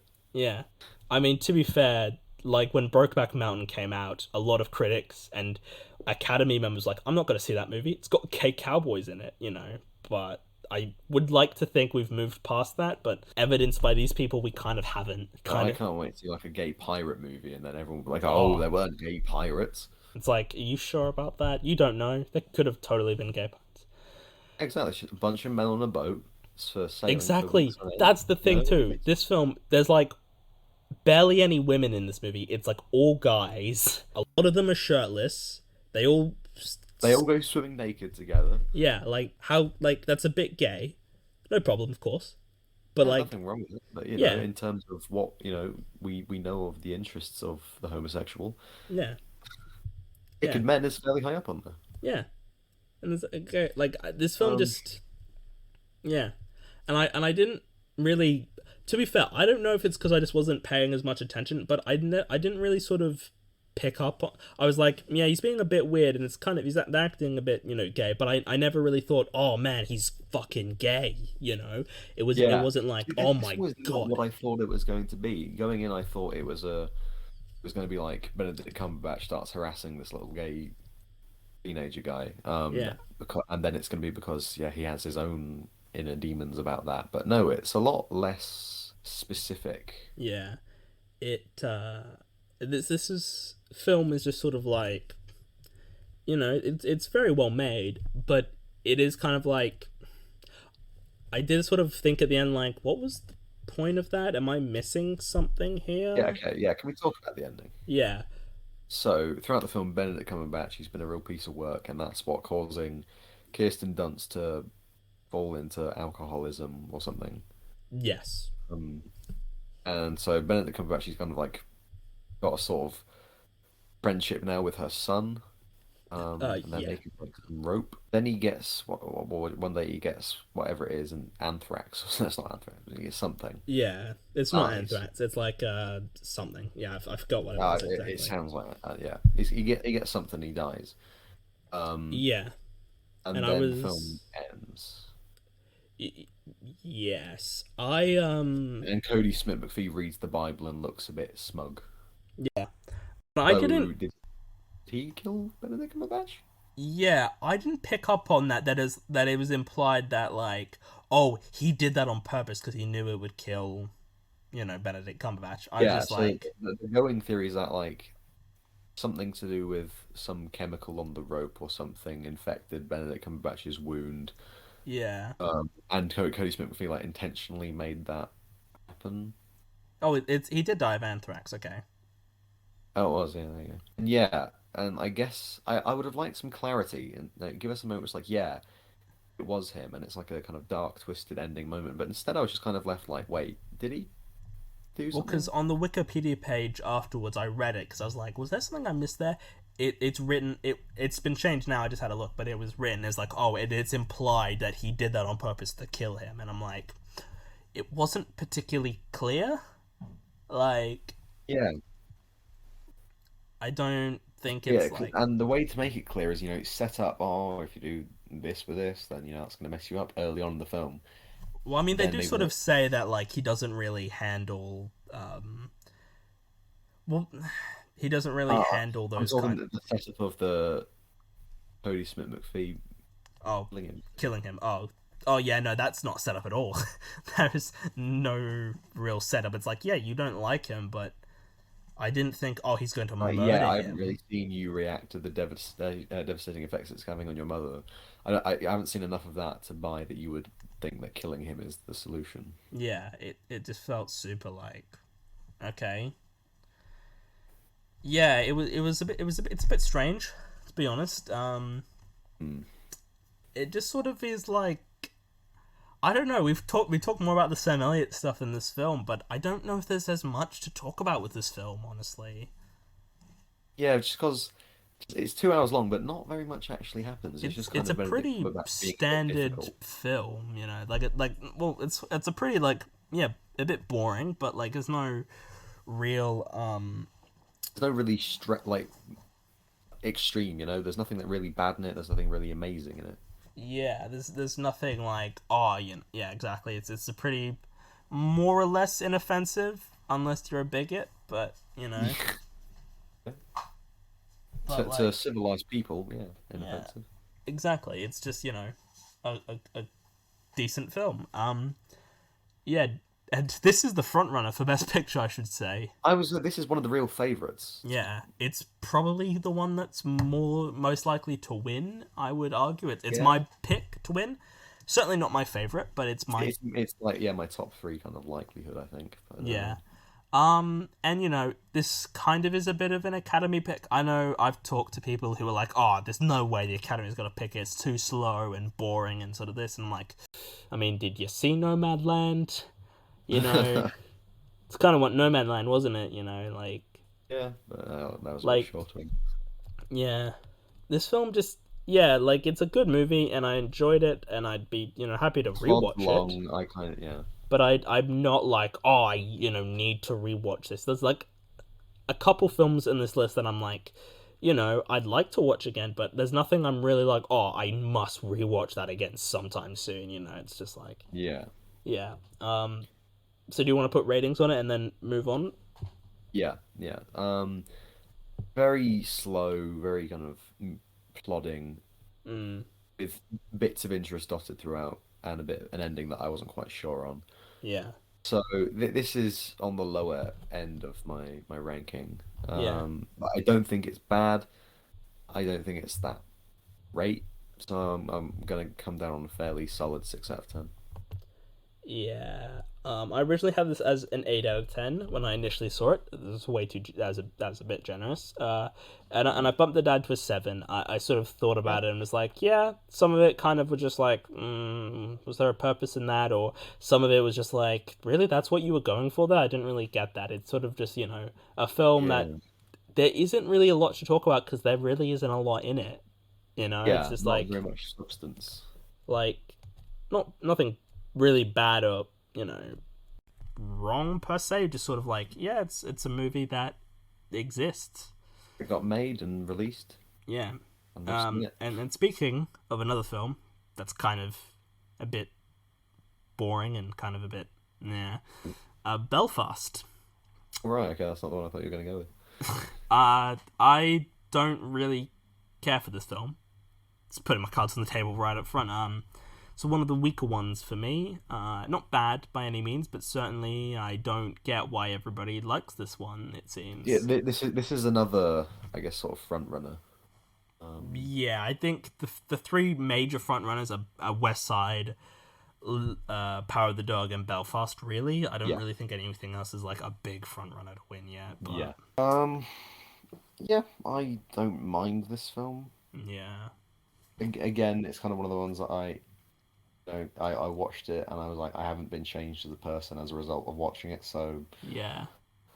ooh, This film, I watched it a few months ago, and I can't really remember much about it. Honestly, like, I don't remember that much about it either. Yeah, I think we both watched this last year. yeah. So I guess there's not as much we could talk about with this one, but there isn't really that much to talk about. It's just like, It's just some people living in Ireland and eventually deciding that yeah, we are going to move to Australia. Kenneth Branagh, black and white. Yeah. I mean, why is it in black and white, Kenneth? Can you justify that? This is just You look there me in needs the to eye be a and say that you purpose actually to have a good something. reason other than it's set in the past. Yeah, there needs to be a reason for a film to be black and white. And this one doesn't have any. It's like the opening scene in Death on the Nile. Like, why the fuck is that black and white? Oh yeah, that bit was odd. Like, I don't understand. Like, do you have a reason for doing this, Kenneth, or do you just like it because it looks nice, black and white? Real theatre. Kenneth Branagh, I don't dislike him as a director, but I I mean- think he's very much, he hasn't got his own style and he just kind of makes creative choices for no good reason. Right. Yeah, like I haven't seen much of his directorial work. The best thing I've seen from him is when he was in You're Harry weird Potter. about- He's quite Also, good I in think that Harry Potter film. Yeah, he was in. he's good fun in that. Yeah, but Because I like, think that's kind of the way I think of Kenneth Branagh being. yeah, I haven't seen Hamlet, and Um, it's 4 hours, and I fucking yeah, I was gonna say I'm not rushing to watch his Shakespeare stuff. I will maybe at some point watch it, but it's gonna take me It's not gonna be soon. it's Let's just gonna say take that. me like a week to watch it because I can't deal with 4 hour movies. Anything Yeah. beyond like 2 hours, I'm even like, man, 2 hours. Oh god, it's gonna be such a commitment, But See, yeah, if there are some long films that I like, I do like But- long films, yeah. but for the most part, if I see a film is much longer than 2 hours, I will be a bit pensive. Yeah, and like but you know what isn't a long film? Belfast. Belfast, yeah. I mean, at least, yeah. This is so easily could have been a film that he's like, oh, you know what? Let's make it 2.5 hours, and No over half fucking of it. reason. Yeah, but no, he actually was just like, you know what? Nope, hour and a half. That's all I need to tell the story. And you know Yeah. what? Good on him. It's not like Dune, which stretches on for an eternity. It actually just is a movie Yeah, that, I could actually kind of tell that there was a sort of kind of structure here, yeah, and I can kind of think, okay, we've not got much longer left, surely. yeah, And so ultimately, I am a bit more generous and forgiving to Belfast than I am yeah. other Um, films. Performance wise, I don't think anyone was particularly good. I Um, thought people were good in it. the Ian fact that Hines, Judi so Dench was nominated for supporting actress is laughable. Okay, I'm just gonna be honest. yeah, genuinely like It what? is a disgrace. Like, you could have nominated Katrina Balfe, who was actually comparatively to everyone else good. Like, I wouldn't have been against her getting Yeah, solid nominated. stuff. Who is she? She's the mum, the boy's mum in the Oh, film. I said solid stuff. Solid stuff, yeah. Like, you nominate Judi Dench, who first of all is barely in it Yeah, hardly there, doing a not great Irish accent. and barely does anything. She does an Irish accent in Philomena, but I think she's really good in that. Yeah, it's like this is like Shakespeare in Love 2.0. Judi Dench gets nominated in supporting actress for so But little work, but she probably won't win. I mean, imagine if she no, wins. Oh my god, that would be terrible if she won. one of the most why what Oscar Yeah. wins of all time. Uh, Kieran I thought the kid Hines, was quite good. Oh, Kieran Hines, yeah. good. Not the best. Uh, Elderly fatherly figure in this category in this list of nominees. We'll get to the best one Uh, later. Yeah, he was good.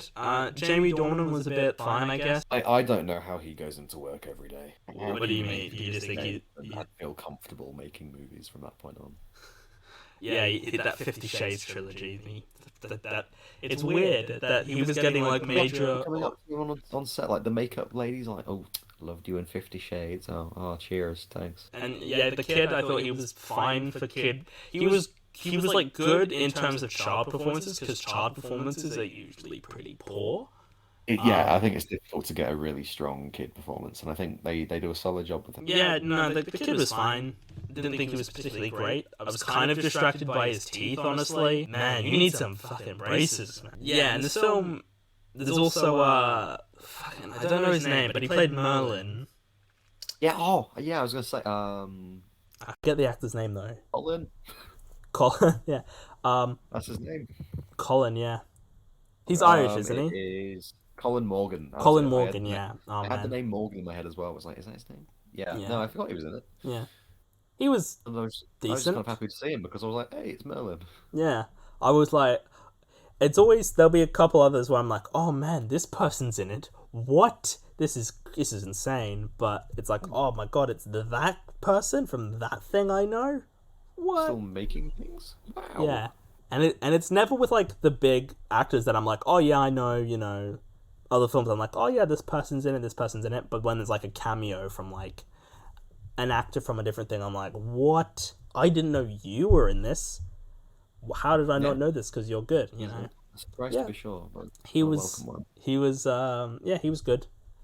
This film was just fine, I guess. Like, it wasn't anything particularly great. I don't think it really should be nominated for Best Picture, if I'm being No, completely honest. It's decent. Yeah, it's Yes. completely inoffensive. It's a pretty, Yeah. I tell you what, I got annoyed by. besides the amount black of and time- white. Other than the needless pretension, yeah. The amount of times that they said, if you be good, and if you can't be good, be careful. I was like, okay, we get it. Yeah, it's just like, why? Just no. Just, we get the point, Just, Yeah. yeah, this film. We're not Um, really touching on these films as much because I guess there's not. It's not like Dune, which is just annoying because everyone loves it, or West Side Story, which is a lot more to talk about. This is just like, yeah, it's a movie. It exists. It's decent. I probably wouldn't watch it again, but I wouldn't be furious if I had to. Yeah. Just I thought some of the scenes with like the riots were pretty decent. Yeah, and then there are quite a few scenes. I was like, yeah, there's some good stuff in there. But It's nothing particularly amazing. I'm not, like, oh, they should win Best Picture, because I don't. It might win original screenplay, but don't know if it should. If I'm being I, completely I've honest. got no idea what this is going to walk away with. It could be. I think it might be an all or nothing situation. Mate, yeah.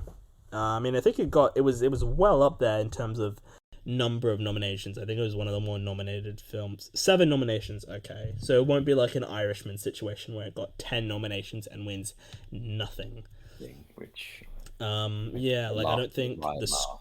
the screenplay is particularly amazing. Don't think that should be, nominated for anything. I don't think like it's. I mean, thank God this didn't get cinematography because it feels like such an obvious choice because it's black and white, you know. And white, ooh, Oh yeah, but like no, it didn't, which is good because it wasn't particularly well shot.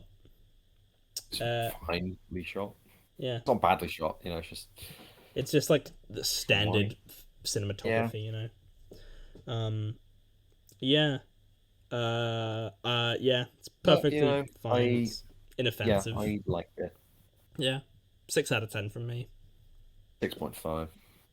Hmm. So because it was shorter, I kind of thought, you You know what? gave it more credit because it was shorter. Yeah, 'Cause it was concise. yeah. Next up on the list, Nightmare Alley, which Now, is I think this is going to be an interesting one to talk about because yeah, this one feels the most like, oh, that's been nominated. Okay. yeah. I remember I made a list of my predicted 10 films for Best Picture, and a bunch of people in a separate Discord server were like, "What do you mean Nightmare Alley? It's not going to get nominated at all." And I was like, "All right then," and then it did, and I was like, "See, I'm vindicated. I was Yeah, right, you I'm a man idiots." of wisdom. Listen to me. But I also thought that Tick Tick Boom in Trash. I got like most of these nominees correct. Okay, I missed like a couple. I missed like Actually, two. I think quite a few of these I was like, yeah, that will probably get Yeah, nominated I without think actually yeah. putting together a I real only list. missed two of these. Two of these I didn't predict. So I think about one, two, yeah, about 3, 4, 5 of these I was like, yeah, that'll probably get in, and it did. yeah, And then there are some, basically the ones I like more, I think are the more surprising, and I'm like, oh, that was there. yeah, yeah. This film Yeah. is. I mean, Guillermo del Toro. He's a good director. I'd never Mhm. seen any of his films prior, so I knew this was coming out. So I decided to I watch. think I just seen, I watched Pan's Labyrinth because I'd never seen it before. I think before this. Yeah, I'd seen. The yeah, before that, I think I'd seen, yeah, I'd seen Shape of Water, and I think Yeah, I'd seen Hellboy and Hellboy 2. yeah. I think I must. I think I've seen. I think I might have seen all of both Hellboy films. I just don't remember them. Um, They're good fun. I like them. I was like, okay, I should probably watch some of Guillermo del Toro's like his more acclaimed work. So, like a couple days before this came out, I watched Pan's Labyrinth and The Shape of Water. Both of which are better than this. Yeah. Pan's Labyrinth is amazing, and Shape of I Water I is. think I'm more of a Shape of Water guy, even though I do like Pan's Labyrinth a I lot. mean, Shape of Water, in my opinion, deserved Best Picture. I know you prefer Three Billboards, but no, Hey, I wasn't unhappy that Shape of yeah, Water won. I think yeah, that's very good. but if you want to hear about that, it's my episode on Three Billboards where I don't dislike it, but don't think it's great either. So yeah, I was definitely a bigger fan than you. This film is sort of the same in that it's like it's good, like it's a good movie. I don't think it's amazing. Um, I don't think it yeah, really should be in for Best Picture. Honestly, I'll kind of tell just you what. I think if the whole film had been sort of more in the vibe of that first hour or so, I think I'd like it mm. more maybe. Like the stuff with the circus and So yeah, around the first act is all circus stuff, and it splits off and becomes about yeah. like sequences and stuff. And I feel like those are two different films maybe. Feel a bit Yeah, separate. I do think the sort of beginning stuff is definitely the better stuff. Definitely the Yeah, I more prefer all of the circusy bits, like enjoyable stuff, and I definitely enjoyed it that more. Willem Dafoe's around for. I mean, Willem Dafoe is good. I like Willem Dafoe. I But think most people do. not being used to his full potential here, maybe, but No, he's he's definitely not. always just kind of a pleasure to have around. Yeah, you can't really go too wrong with Willem Dafoe, even in a He's not as generally great very movie. reliable. He'll give you something entertaining at the very least, if Oh nothing yeah. else. He's something of a scientist himself. This is a really random thing to bring up. But Yeah. so when it comes to like product placement in films, I'm not particularly susceptible, you know. Um, if it's if it's obvious something's being trying to be sold to me, I'm like, nah, get out. Oh, But like in if Bond when they cut and they're a bit like in like Bond, I feel like does that. yeah, well, he'll just like kind of hold up a packet of Marlboro cigarettes to the camera. Yeah, and Machine will and walk but he'll silently and hold it like yeah, but he'll make sure it's just below the label so you can still see the name. yeah. Like it's very you know. If like just a random like meal or something is mentioned, I'll suddenly be like, wow, I really want that food now. This is such a strange tangent. Um, it's a bit so the scene where Willem Dafoe and Bradley Cooper like they dump the body well in this injured guy outside of the vet and like run off Yeah. into the rain, and Willem Dafoe's like, hey, come on, let's get some egg and steak on me or something. And I've never once thought, ooh, egg and steak, what a combination. But Um, then but then Willem Dafoe mentioned it, and they were eating it in the film, and I was like, well, crap. Now I'm really craving egg and steak for some reason. that's so weird. Oh. I still haven't eaten it yet, and I Yeah. want to. I don't that doesn't really happen to me. Well, occasionally, but it'll More be often than not, it's stuff that I've like forgotten exists. it'll usually be like So, in I saw recently like mentions wine gums or something. oh I was yeah. like, oh, I really want a packet of wine gums now. Yeah, it's like in Pulp Fiction where Vincent is talking about, you know, Royales with cheese or Big Macs. I'm like, man, kind of want one now, don't I? You So know? now I'm kind of paying. Yeah. See, that's one of the lesser ones for me, just because yeah, it's a big talking point. Whereas if it's just like a quick mention, Oh, oh, well, that's what gets you more the yeah, like just the more kind of like, oh, now that's because it interests because they don't go on it about as much, so it piques your interest more because you're like, oh, you know, it's not like yeah, you it kind of it's negging me. know. I don't know why I thought that was funny. Just the word neg, just oh Doesn't sound like what it is. yeah, I know. I can't. This we've talked more about food than this film, which I guess Yeah, so let's talk about the film.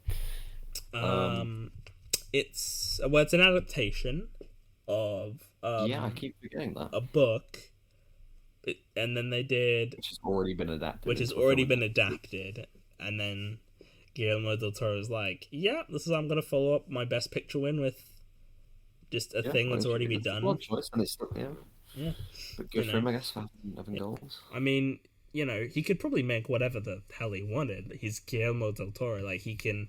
Yeah. This film, I went in and I was kind of expecting more, like, crazy. Like, I don't know, maybe it's because I'm just sort of what I assume del Toro's work is, but I kind of was expecting more, like, crazy, unique designs, you know, in the sort of way Yeah, I that. was expecting some creature feature. Yeah, like, in a way that, like, Pan's Labyrinth or Shape of Water or even Hellboy has, you know, like, they've Yeah, got. yeah, yeah. It's very un-Del Toro, I think. Yeah, it's more of like a It's not noir really dealing with any thriller. like fantasy sort of elements like he often does. Yeah, it's more of a noir thriller at times. You know, it's sort of Yeah, like yeah, yeah. uh, a well made one, I think, but not you know, it's not like this is one of going to be looked back as one of his greatest works. You know, because Yeah, you know, I think a lot of people would definitely put at least The Shape of Water and Pan's Labyrinth over it. You know.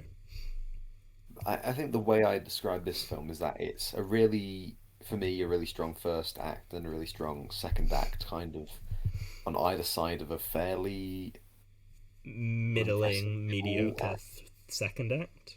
Yeah, Yeah. certainly the less interesting bit. Yeah, I definitely remember more of the earlier stuff and more of the stuff in the end, but a lot of the middle, I'm just like, so what happened Just a lot there? of Bradley Cooper going around talking to people. Yeah, whereas like the beginning, I'm like, okay, so there's like he's burning a house. Yeah, there's like a nice different aesthetic in that early stuff with all the circus Yeah, stuff. all Finding all of these kind of circus antics quite interesting. yeah, Kind of you know, seeing how they live. yeah, all Tony Collette wanking him off. You know, that's you know, Oh, dude, I'm ashamed at the amount of times I was like, damn, I'm lusting over like a 50-year-old. yeah, Jesus Christ, all Because right. I was like, yeah, Toni Collette, she's looking good in this film. Kate Blanchett, also looking quite nice. Yeah, nah, So not for me. So, no, it's I don't know. This isn't a film where I'm thinking, oh man, look how fucking great those people look. It was just like, yeah, this is interesting. I think I'm just easily susceptible to this stuff, just because it To was like, attractive women. no, just the fact that she was like touching him in the bath. It was in the right mood. I was But then, surprised at how little a lot of these people were in it. Like, we mentioned Willem Dafoe. that Tony he's kind of Collette not gone that after the much in it first after act. the first. Yeah, Once he leaves the circus, we don't see a lot of these people again. Like, we see there's Rooney Mara and Bradley Cooper. And is that really all we see from like the opening stuff? I think they're the only ones that are in it start to finish. Yeah. Yeah.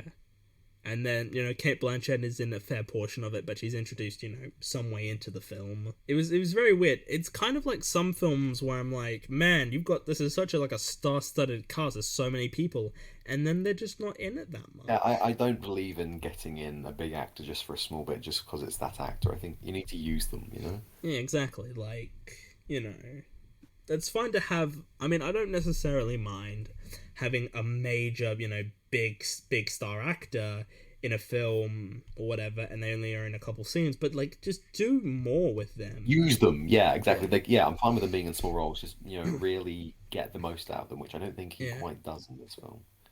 Yeah, and it's sort of just like, yeah, a lot. I felt like a lot of people were kind of wasted. Like Tony Collette is very good in things, doesn't really do a whole lot in this. Like Willem Dafoe. I tell you who I forgot was in it. Just because for some reason I can never picture him in my mind and remember what he looks like. Yeah, Richard Jenkins. was he in it? Yeah, he's the old man guy.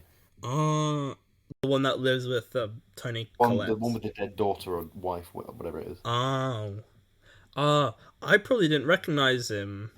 Yeah, 'Cause- I didn't either. And then his name came up in the credits, and I was like, who was he? Oh, yeah, it can only have been this guy. Oh, it was Richard Jenkins, okay.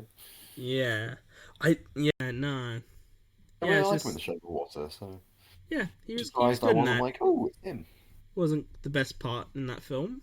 Personally, Sally Hawkins was better for me. And Michael quite Shannon agree. even. I I'd love probably Sally put Michael Hawkins. Shannon She's above him as well, actually. But this doesn't really, like, the other Del Toro films in Pan's Labyrinth and Shape of Water, which I've seen, have got, like, excellent performances in. Like, the little girl in Pan's Labyrinth, I feel, is really, she's really really great. good. Like, she is good. Very good in Pan's Labyrinth. And Sally Hawkins in The Shape of Water is really, really good. Excellent without even saying a fucking word. Yeah, and this, it's like, Bradley Cooper's just fine, but, like... He's got an undeniable kind of warm screen presence and charm, but yeah, he's not really hitting great depths. Yeah, it's You- just like See, I say this as someone who thinks that Bradley Cooper is actually a very good actor. I love him in Silver Linings Playbook. I think that's to me, that's what Bradley Cooper is. This is a lot more. I don't want to say classy, but it's yeah, it's different. Because he's still kind of playing a sort of trashy character. I think of him playing either tough guys or trashy sort of people, and he's not in this sort of. yeah, At least he's kind of pretending to be a bit more. yeah. It's just sort of like, he's there, he's working, I guess, but he's not like. And same No, with I do enjoy him, but yeah, no, and same with Rooney Mara. Actually, I really like Rooney Mara in things that I've I seen like her, in. him.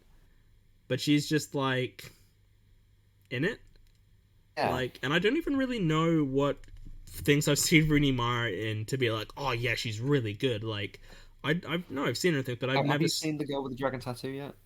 No, that's the one that I know I need to so see. that's my frame of reference for Because great I'll be Rooney like, Mara. oh, Rooney Mara, excellent, yeah. Even Daniel stuff Craig. like her, she's really good. I thought she was good in her. I enjoyed her small role in The Social Network, Oh yeah, she gets mainly quite because she insults Mark Zuckerberg, and that's great because he's a piece of shit, and I think it's very well deserved. I think he absolutely deserves. difficult man. Yeah, but yeah, Girl with the Dragon Tattoo is like the one that I'm like, oh yeah, I'll see that, and I'll be like, yeah, she's excellent. It's one of the only Fincher films I haven't seen yet, which is weird because Fincher's like my favorite. So you're a big director. Fincher fan. Yeah, mean, 4 10 out of 10s. Yeah, Feel like, that's I mean, from like you gave Edgar Wright like 4 10s, so right? Edgar Wright, yeah, no, yeah, So three proper 10 for that 9.5. but this is just sort of like it does feel like it kind of wastes I'm a gonna have lot to of talk about Edgar Wright later, but yeah. yeah, for now. This film, it just kind of feels like it wastes a lot of good people, like good actors. Like Yeah, no one's bad by any means, but it's just like you could do so much more with them. yeah, yeah, I agree. Really, this film kicks into the gear I want it to around the point where they do that fake seance bit. Because Oh yeah, when he's I in the love as ball. you know I love watching a good kind of like dubious plan go well, but I love Mm. watching a dubious plan go to absolute shit. Oh, that's always great when that happens. Like, oh yeah, And just the music in that bit really helped with the kind of tone. And I was yeah, like, yeah, no, I'm really digging the kind of acknowledgement of this really dark shit that they're doing. yeah. I liked Kate Blanchett's introduction scene. It's the one where she's in the fucking room and he has to figure out what's in her bag and Or whatever. Yeah, yeah. yeah, Oh, that bit. Sorry. Yeah. Sorry. yeah. Yeah, I Like forgot I that's thought right. that was a good scene. I thought Yeah, and they kind of have to like improvise around it.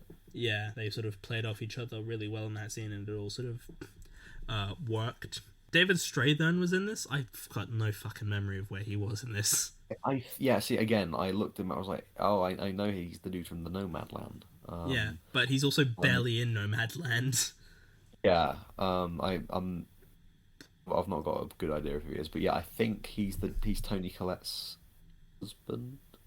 Oh, as That guy that he gets all the tricks from. I right. think. Yeah. Yeah, a lot of scenes that I do really like. I like the bit where Rooney Mara's in. The people of like some unknown inspectors or whatever have come to the circus, and Bradley Cooper has to improvise some stuff with the electric chair. Yeah. I Yeah. enjoyed that scene. Yeah. I liked all the stuff where we see him being like a proper con man. Yeah. Some of this stuff I'm really trying to have to be like, do I remember that scene? I'm like, yeah, I do. Because this film, whilst good, it's not particularly memorable for a lot of it, I Yeah, felt. yeah, that's the way. It's unmemorable, I'd say, apart from like one or two bits. Yeah. And like, the ending is kind of like a bit like, so he shoots him and he kills him. Yep, that's, Then you he know, runs over one of the members of Fight Club. yes. That felt a bit like out of nowhere, I guess. Like, I don't. No, I quite like that. It Well, goes to the crap like immediately. It really dives straight in. and I kind of like how it sort of ends with him sort of back where the film started, with him back at the circus thing. I kind of think that, It's a nice way to end it. yeah, kind of, he sort of loses it all and he sort of gets back to, yeah, where he started, sort of, I guess, classic sort of writing, classic storytelling. Yeah, Yeah, just rise and fall. a good, again, inoffensive. I feel like I'm just keep repeating myself, but all these films are just like decent, inoffensive, enjoyable films. They're not really trying very much. Yeah. Yeah. Yeah, and So I don't mean they're not like putting in an effort. I mean they're not really pushing out any boundaries. yeah. So for this one is a 7 out of 10 for me. Just a good, Yeah, no, I agree. yeah, a good movie, but certainly nothing A amazing. good time. I can't say I'll watch it again anytime soon, but enjoyed it. Yeah. Anyway, yeah, decent film. Then next on the list, Don't Look Up. Now, this is one that I did not think would get in. I was a bit unsure. This was one I was a bit unsure about. I was like, maybe, but I was like, man, people are really not liking this movie. Like, this is Yeah, like it's 50 gotten a something lot of flack. percent Rotten Tomatoes, and Yeah, so like. We've sort of already covered this in the review of the year episode, so I don't think we should spend like as much time on it yeah. because we've already Have gone you through it. seen it at that point?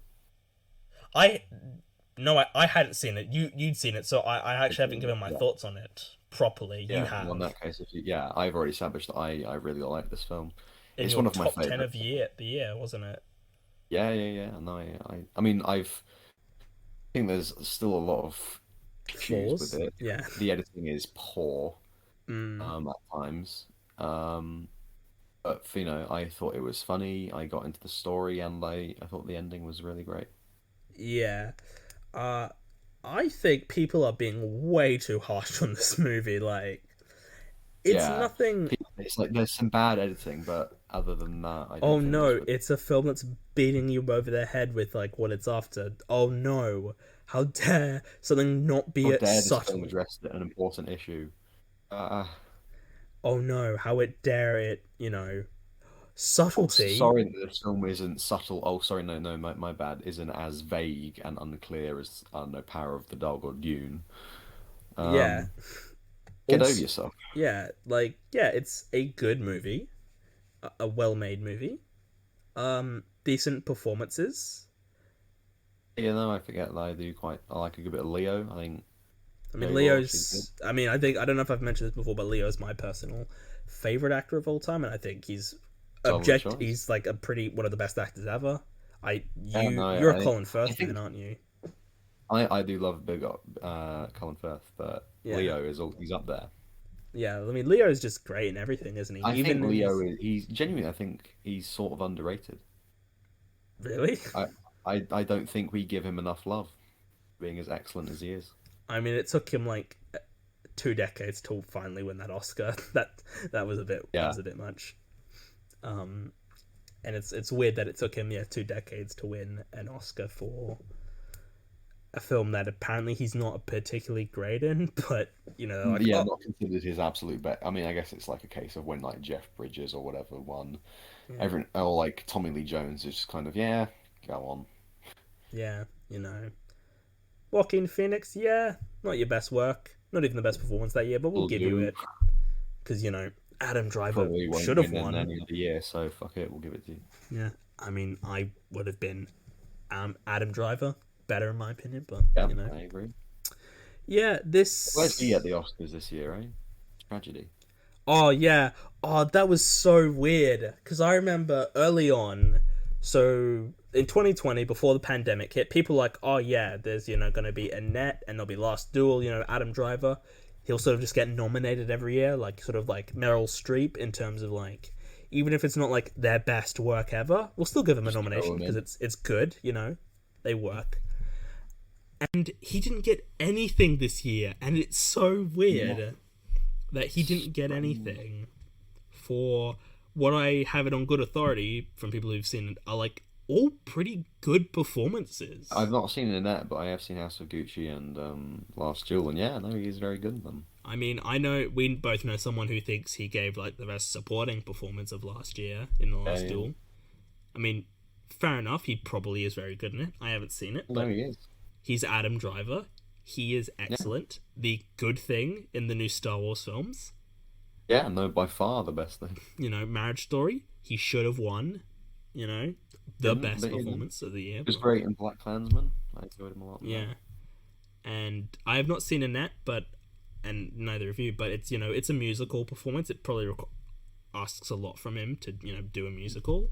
He sings a song while performing oral sex on Marion Cotillard. Yes, I'm aware of that. Oh man, I can't wait to when I finally get around to singing it and that scene Same. happens because I'll be like, oh, it's the scene everyone talks about. It's the scene, baby. Yeah, yeah, it's just so weird that he missed this year. And I don't know if you mentioned this. You might have mentioned this, but you would have.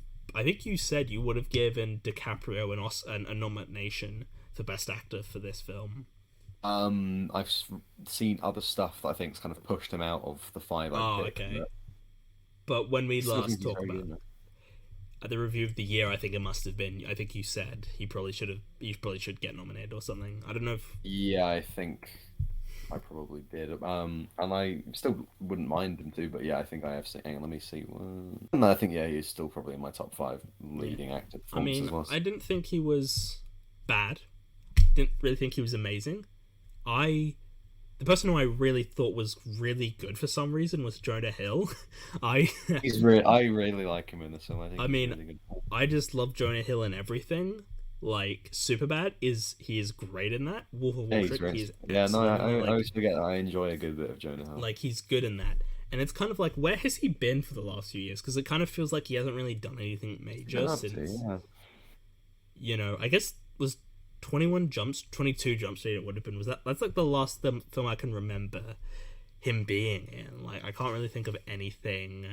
Must have been something else, but yeah, I can't think of very much. Yeah. But Jonah Hill is responsible for one of my favorite bits of this film. Oh, is it the bit where everyone leaves at the end, right before the meteor crashes? Oh, there is that bit. Yeah, I do love that. Yeah, he's just still kind of sat there. But no, I think I mentioned it in the review of the year. But he refers to Jennifer Lawrence as being the boy with the dragon tattoo at one point, which I thought was hilarious. I thought this film had some good comedic elements to it. Like, that's sort of what Adam McKay is kind of known for, like, with Anchorman and Step Brothers. Did he do Step Brothers? Did he do? Yeah, the other guys, that stuff. And then he sort of branched over to more serious works like The Big Short and Vice. And I feel like Don't Look. Black comedies, I guess, in a way. Yeah. They're sort of. And I guess. Tires. Yeah, and Don't Look Up is, I guess, more of the same. Like, it's a comedy, but it's got like it's some kind of splitting the difference. Because there's a meteor coming to Earth and it's going to kill everybody, and people aren't doing anything about it, and we're all gonna die. See, I don't really like disaster films just because they're all the same. It's just, oh, look at people reacting to the terrible thing. But what I like about this film is that people aren't really addressing it properly for the most part. Kind of like real life, am I right? Yeah. Satire. Like, I feel like it's kind of a dumb criticism to be like, oh, it's it's too political. It's too talking about real life. It's like, really?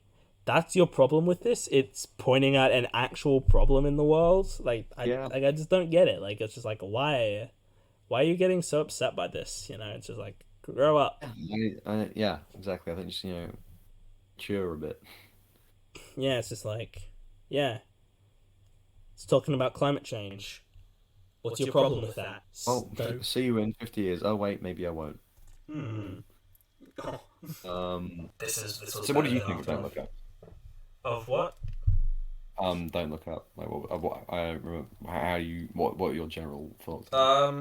Yeah, good movie. Enjoyed it. It feels a bit weird to be amongst these Oscar nominees, because it's like, this doesn't really feel, I'm quite happy because it's more of a comedic film than I'm sort of used to from the Oscars. Like, the Oscars, I expect like dramas, like films that are gonna make you cry and shit, and I'm not used to being and often if they do comedy stuff, it's like not really a comedy focused on being comedy. Yeah, like, I know, are you aware of who Bill Maher is?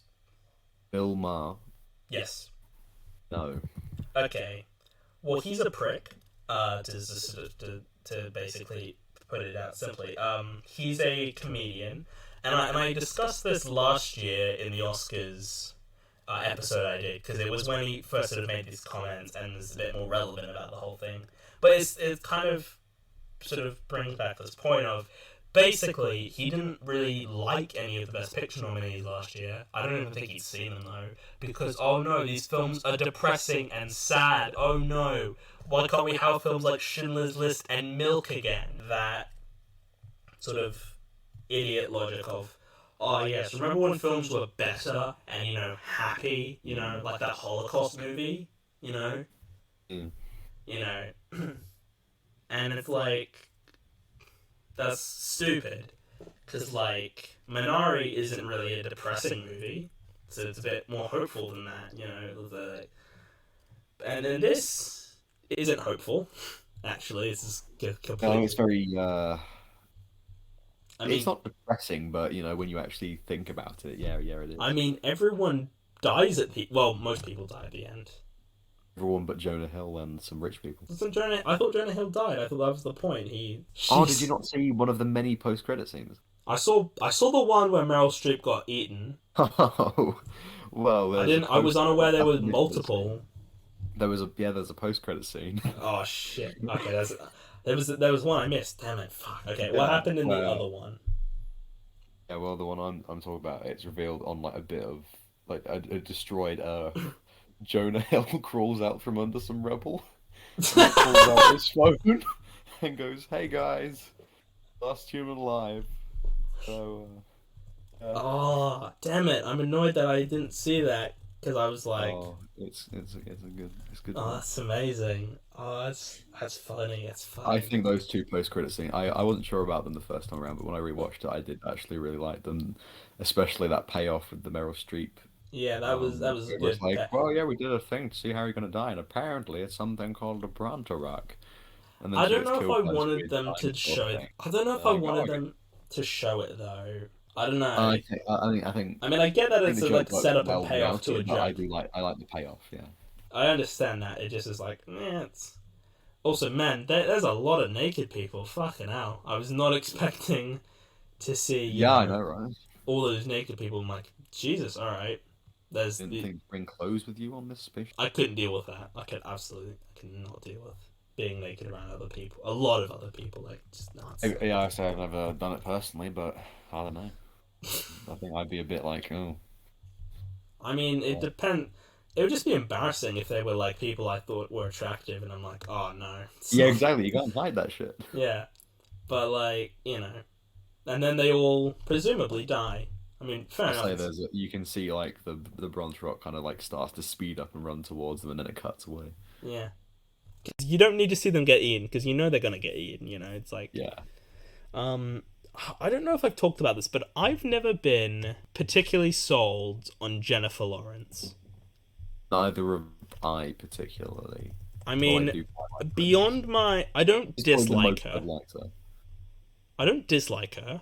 I She kind definitely, of irritates, like the Hunger Games. She just kind of pisses me off. In but no the sort of particularly good reason, but persona, I guess is the way to put it, she would portray, in sort of real life of like, oh look, I'm just like you people. I'm so relatable.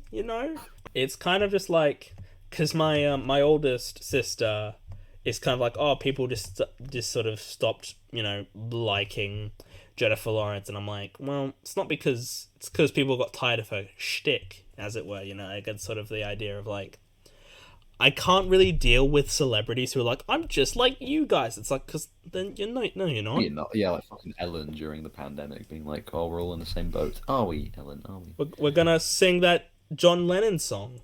It's like, It's genuinely the most uncomfortable I've ever been. it's like when Gwyneth Paltrow was like, oh, I had to eat bread during the pandemic.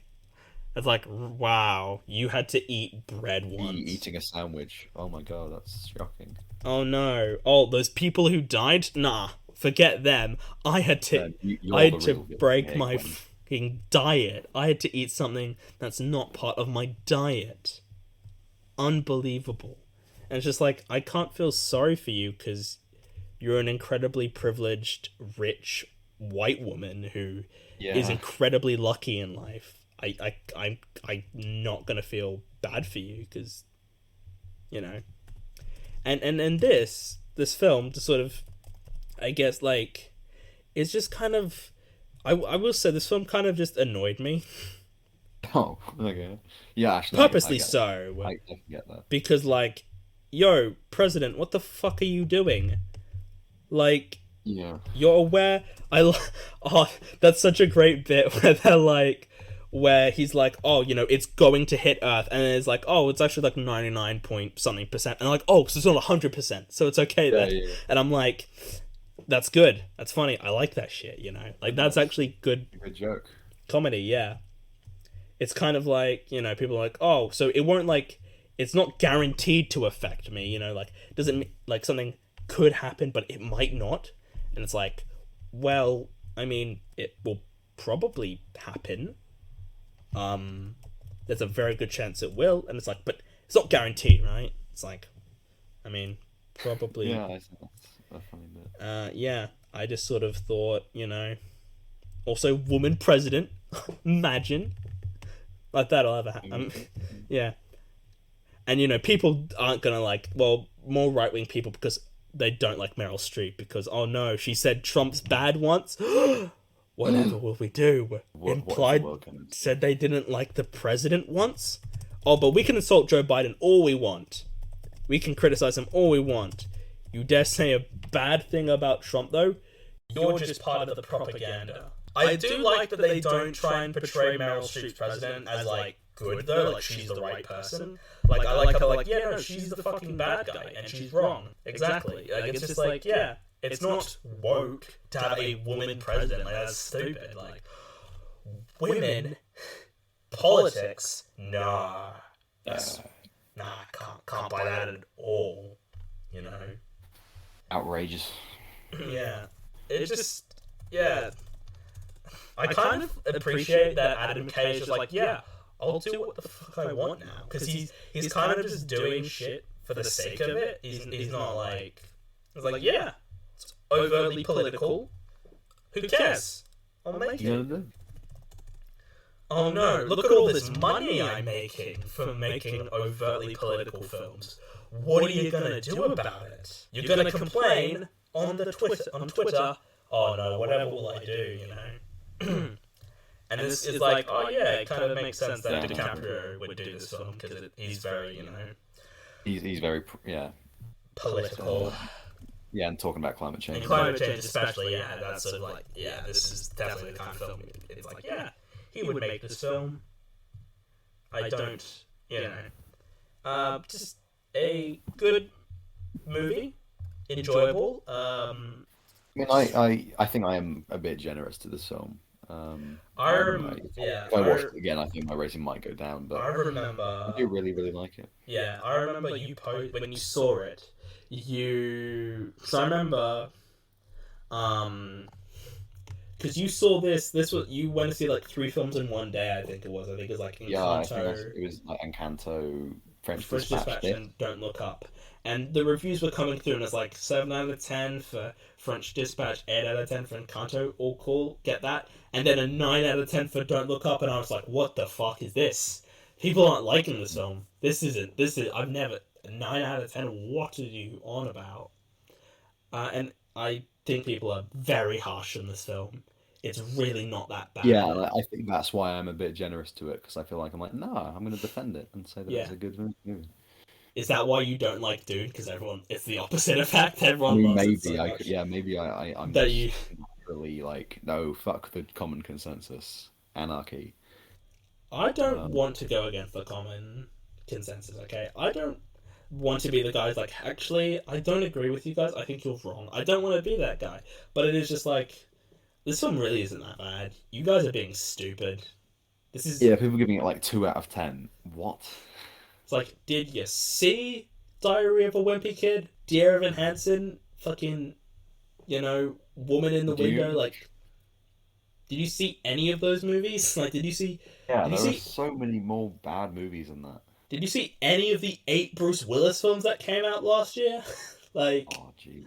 Still can't believe... Man, he is just a jobbing actor at this point, isn't he? He's just He doesn't give a fuck. I mean, fair enough, he's made all... yeah, fair enough, I guess. Just doing whatever the hell he wants now. But also, come on, Bruce Willis, make good things again. Yeah, I miss Bruce Willis with personality. Die Hard's so good. Yeah, and Unbreakable. Unbreakable, Sixth Sense, like... I mean, I think Looper was like the last film that everyone's like, oh yeah, Bruce Willis, he's great. And then it's been a decade since Looper came out, so... And this is what he is. Yeah. So Don't Look Up, I really go with the satire. I think it's funny. Also, I think it, you know, that whole, I guess, the last act or so, there's just, I really like a good sense of kind of... Forebode, dread that you know you can't stop. You can't really do anything about. Yeah. I really like those sorts of situations, and I get that from this film. Yeah. So I will give it a, you know, albeit quite generous, 8.5 out of 10. Yeah. I think some of the satire works. I think some of it is a bit like, you know, nothing bad by any means, but it's just like, yeah. I did feel like it was a bit long. Personally, I was like, it's going on a bit. I'm kind of like... I felt that on the rewatch. Yeah. But it's a good movie. I certainly enjoyed it. My family watched it because I was like, yeah, this is good. My mum didn't like it because she doesn't like things that have sad endings. No.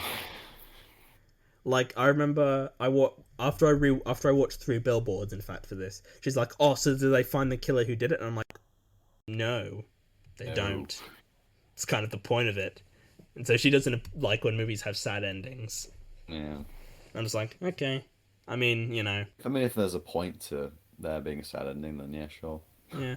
I guess it depends. If like, it sort of depends. There's gonna be a sad ending. Just make it work. Don't just be like, oh, someone dies at the end. Whoa. Tragedy. Yeah, but this, it makes sense. I was thinking like, so are they actually gonna let the meteor hit? Because I feel like if they sort of delayed it and they sort of diverted it, that would kind of defeat the purpose. Like, I feel like this movie needed to end with the meteor Yeah, I don't hitting. think that would work well if it ended happily. Yeah. And it's just like, yeah, it works. It's a good movie. I have not seen the film Last Night, which I'm aware is a kind of better version of this. Like, Mildly, yeah. it's like, it's an end of the world situation that's sort of in the same vein of this, but kind of a bit different. I'd say Last Night is kind of the last 40 minutes of Don't Look Up stretched out a bit. It's more focused on how people react to the end of the world. But isn't it only like an hour and a half or something? It's much shorter. Yeah. Yeah. Yeah, Man, that's but quite this good one's stuff. like 2 hours. Oh, well over 2 hours, certainly. So Yeah, it's imagine. like 2 hours 15 or something. Yeah, no. Imagine if that was the whole film. I don't think you could make that as a film work. I think you needed the build up to everyone just dying at the end. But yeah, no. Yeah, in this film, yeah, you do, and it works the way it's meant to in Last Night. Yeah, it's a good movie that I certainly enjoyed. And one of the more this is sort of more mid tier for this year's Best Picture nominees. Feels a bit odd, but not bad by any means. So I'm giving it a 7 out of 10. That's fair. A stronger 7 out of 10. It's closer to a 7 than a 6. If that helps. It's just like I think it's a reasonable rating. good movie, but nothing that's going to knock your socks off. Yeah. Something that, speaking of films that didn't knock my socks off in any way, Drive My Car, man, this is my least favorite. Okay, I'm just gonna be honest, straight up. I'm just gonna say it fair. I didn't like this film. My second least favorite, I think. This is the last one I watched because 3 Same. hours to kill Yep. me. In a language that I don't understand, so therefore Yeah. I have to be reading subtitles the whole time and properly paying attention. Yeah, and it's like I'm fine with foreign language films. I'm fine with watching them. There's some good ones, but it's like There's some great ones, yeah. Yeah, there's some really great ones. Like The But Hunt, for example, The incredibly riveting from like start to finish. Yeah. And that's like over 2 hours. Like, but it is riveting. And this could have been real. This could have actually maybe been a good movie if it was significantly shorter. Yep, my thoughts exactly. And like, I have a feeling that this is gonna end up being our combined lowest score. yeah, Or actually, no, I think it might end up tied with Dune or something. Maybe, I don't know, we'll see how it yeah. goes. But I think we're more on the same page with this one because we are Yeah. both kind of like, it took me like an entire day. This film was 3 hours, and it still took me like an entire day to watch it. Like, I was like, fuck. Well, what I did is I turned up the speed a little bit so it went a bit faster. Yeah, I considered doing that, but I was like, man, will that really... And I kind of wish I did, because it means I would have gotten through it faster, but I think I probably would have liked the film the same amount if I watched it at normal speed, but Yeah. it just made it a bit more of an easy pill to swallow. Yeah.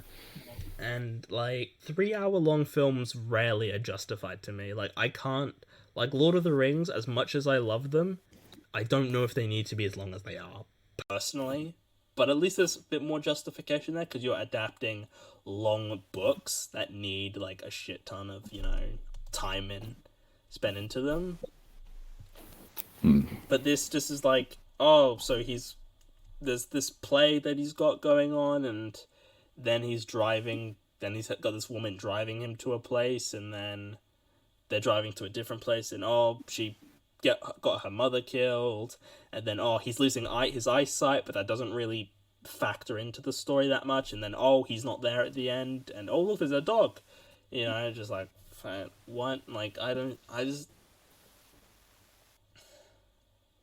just don't get it. Is the Simplest way to See, put it. one of my issues with it is I generally don't go with films that are about, exploring, I don't know, like depression or grief or whatever. I don't really go with them if they're being really literal and just kind of saying, yes, this person is grieving.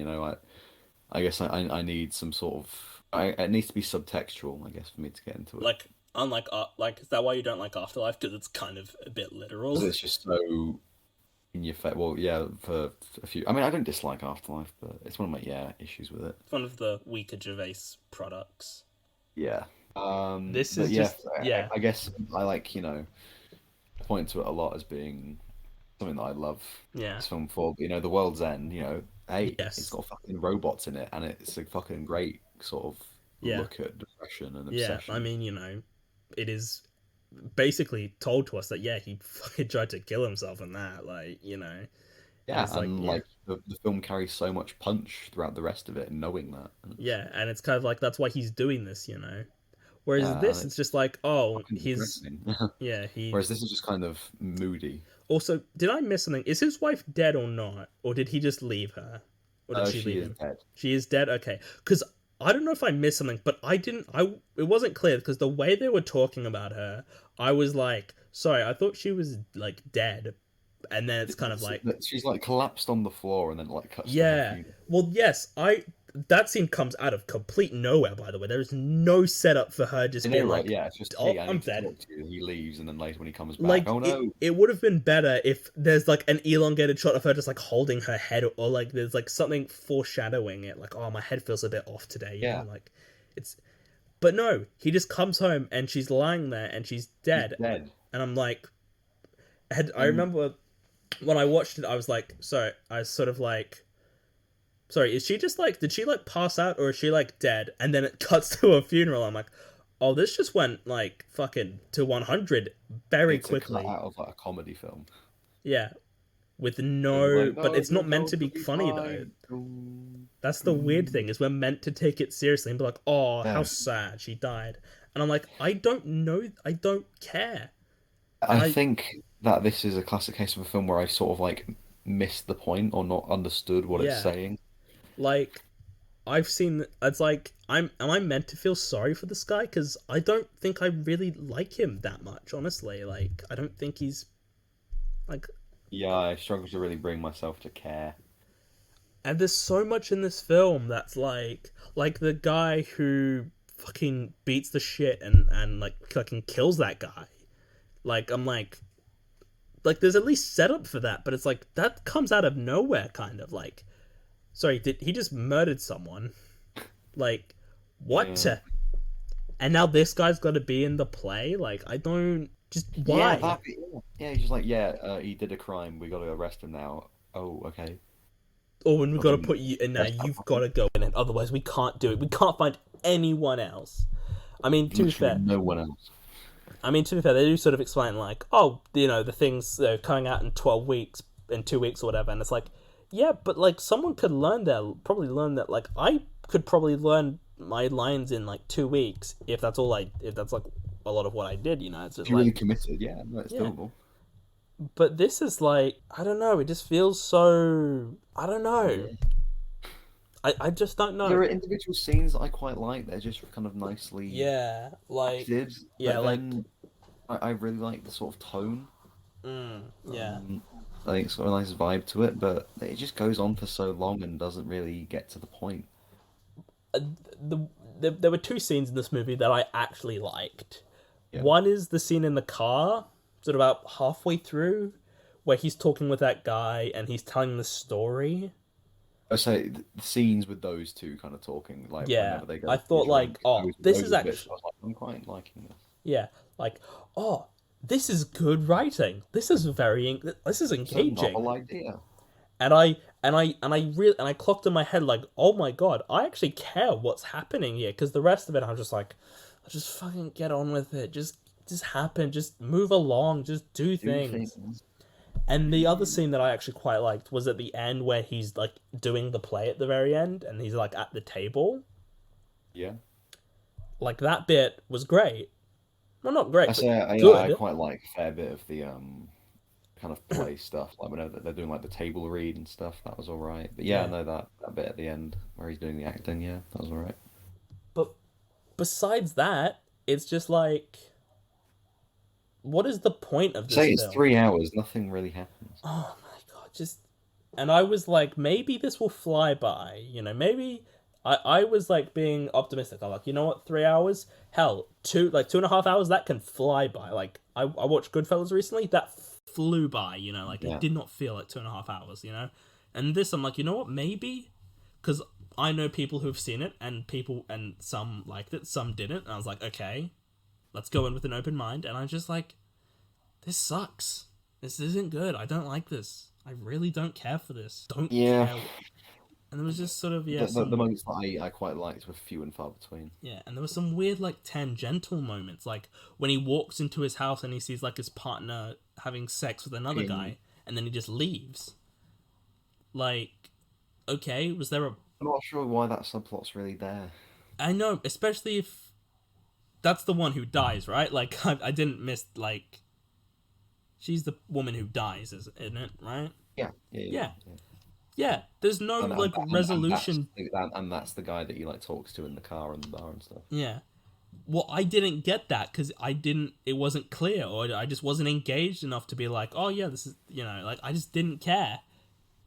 And Yeah, that's fair. I feel bad because I feel like We I should reached have the known point where I that. was just like, no, I'm ready for this film to end. It's been 2 hours. Wrap it up. Oh wait, Yeah, there's still it one was more just hour. like, and like the scene where they go to like the woman's house that's burnt down, and she just starts Yeah. throwing flowers at it. I'm like, what is this? What? Why? Why is this happening to me? Why are we doing this? Just get on with it. Yeah.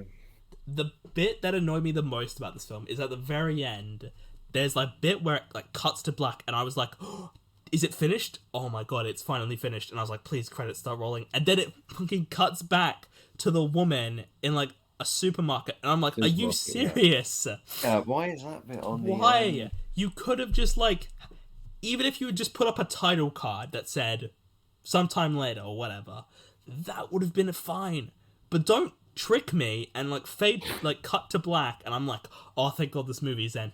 And then you continue on with a scene that I thought was completely irrelevant and did nothing for the movie and was just there. Yeah, it added nothing if it wasn't. Yeah. And if it wasn't there, it would be fine. I'm so annoyed at this film because this doesn't deserve to be in for Best Picture. No. The fact that this knocked out, again, this is sort of like Dune and Belfast, and a lot of these, like, this and Dune are the ones that, like, this shouldn't be here. There are so many better films that could have gone in here. You could have put in Spider-Man, you could have put in Last Night in Soho, Tick Tick Boom, Eyes of Tammy Faye. You could have been so many much better films. French Dispatch. Brilliant, but yeah, French Dispatch you could have put in. I would have been happier with that because that's a good movie. But this, it's like, just, this is the most, again, like Dune, I'm so annoyed with this. More than 50 Shades, because people say this movie's good, and I don't get it. Like... Yeah, neither do I.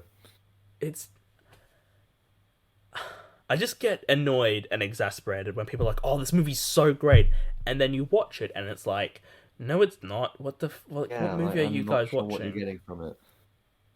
Just this movie. I just don't like this movie. This movie's, it's not terrible. It's far from the worst thing I've ever seen, but it's not good enough to be in for Best Picture. Yeah, I agree. And it's a 5 out of 10 for me. I'd give it a 6. I'm not sure. Yeah, like I'm trying.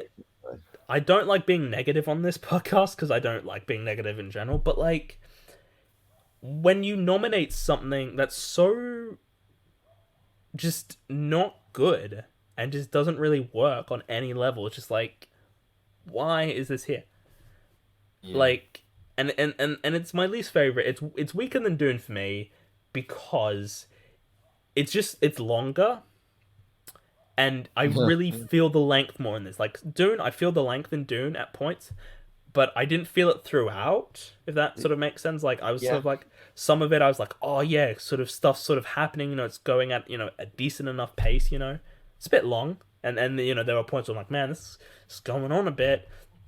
But Drive My Car, it's like the entire movie basically. I was like, man, this is just going on and I on. guess I'm the opposite with Dune. I felt like it was doomed from the start with me, whereas at least Drive My Car there were moments where I was Yeah. like, oh, And a bit of like, substance. actually, before we move on, I just want to quickly make a point. Is there a reason why his play is in like multiple languages and in sign language? Like, I've got no idea.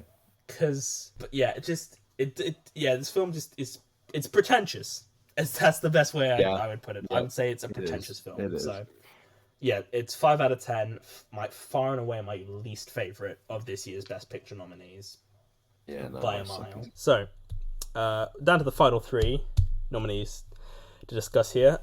Next up on the list, want to have a guess? But I feel like I should have done this at the beginning, but fuck it, again, we've got 3 left to discuss. Okay, so we've got Coda, King Richard, Licorice Pizza left. Yes. I want to say it's Licorice Pizza. No, Tragedy. it is King Richard. Well, I would have been wrong on my second guess too. Yeah, so King Richard, I saw this. I think this would have been the first one of these I saw, I think, because it came out on HBO Max. I didn't watch it on HBO Max because it's not available here. I went to the internet, and I have my means, because the annoying thing is about Oscar films is we don't get them here in Australia till like January and February, and it's super annoying.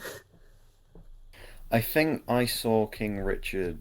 I saw it the same day as I saw Nightmare Alley, actually. So I think yeah. that was before they were nominated as Best Picture Yeah, nominees. yeah. I think they both came out. Yeah, January. I think that. Yeah, we got I think that Morale came out like the week after. I think, or so maybe. Give or something take. like that, yeah. Yeah. This is another. This is one of the better films in my opinion. This is in the sort of higher Yeah, no, some of my echelon some of the for more me. positive side of things. Yeah. I know some people who don't really get it and think we're a bit strange, but you know what? It's my opinion, isn't it? Yeah, no, we're allowed to just enjoy these films. This film, because this is sort of a more. This is one of the happier films, I would think. I think overall, a lot of these I think films it's the happiest. are a bit. Well, I would argue No, Coda's Coda, probably a yeah. bit more happy. Yeah, no, it takes the second prize. Yeah. Second most prize. But this one is probably. This is probably up there. I think at the end when I give my full ranking of these films, this will probably be one of the higher rated ones for me, and I don't really know why. Like, it's a good movie, but I don't know, something about it just kind of worked for me, I guess. If that sort of makes sense. Yeah, I mean, for the first hour, I was really on board with it. Yeah. I thought, Will Smith, he's good. He's a good actor, Strong performance, yeah. I thought he was good. One of his films he likes to do every couple of years where he does real acting. Yeah, Pursuit of Happiness, he did Concussion was, I think, one he did. Where he played Muhammad Ali. Oh yeah, that was one. Ali. And then he'll just do stuff like I Am Legend or Suicide Squad or something. I was going to say Suicide Squad. Aladdin, Shark Tale. He does Django Unchained. Sorry, did you say Django Unchained? Said, but not Django Unchained. But not Django Unchained. That's right. Yeah, because Tarantino, violence, imagine. Tarantino. Yeah. Never.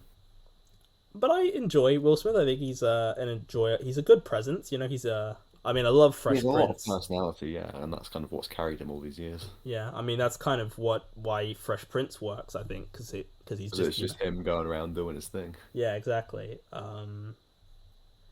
Yeah, I don't think he's really a deserved winner for Best Actor, but it's not like it's a bad performance by any means. I think it's a good performance, in fact. Yeah, no, he's very, very solid.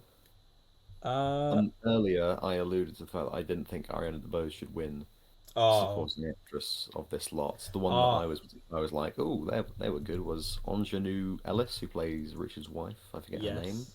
Sorry, I think she was quite good in it.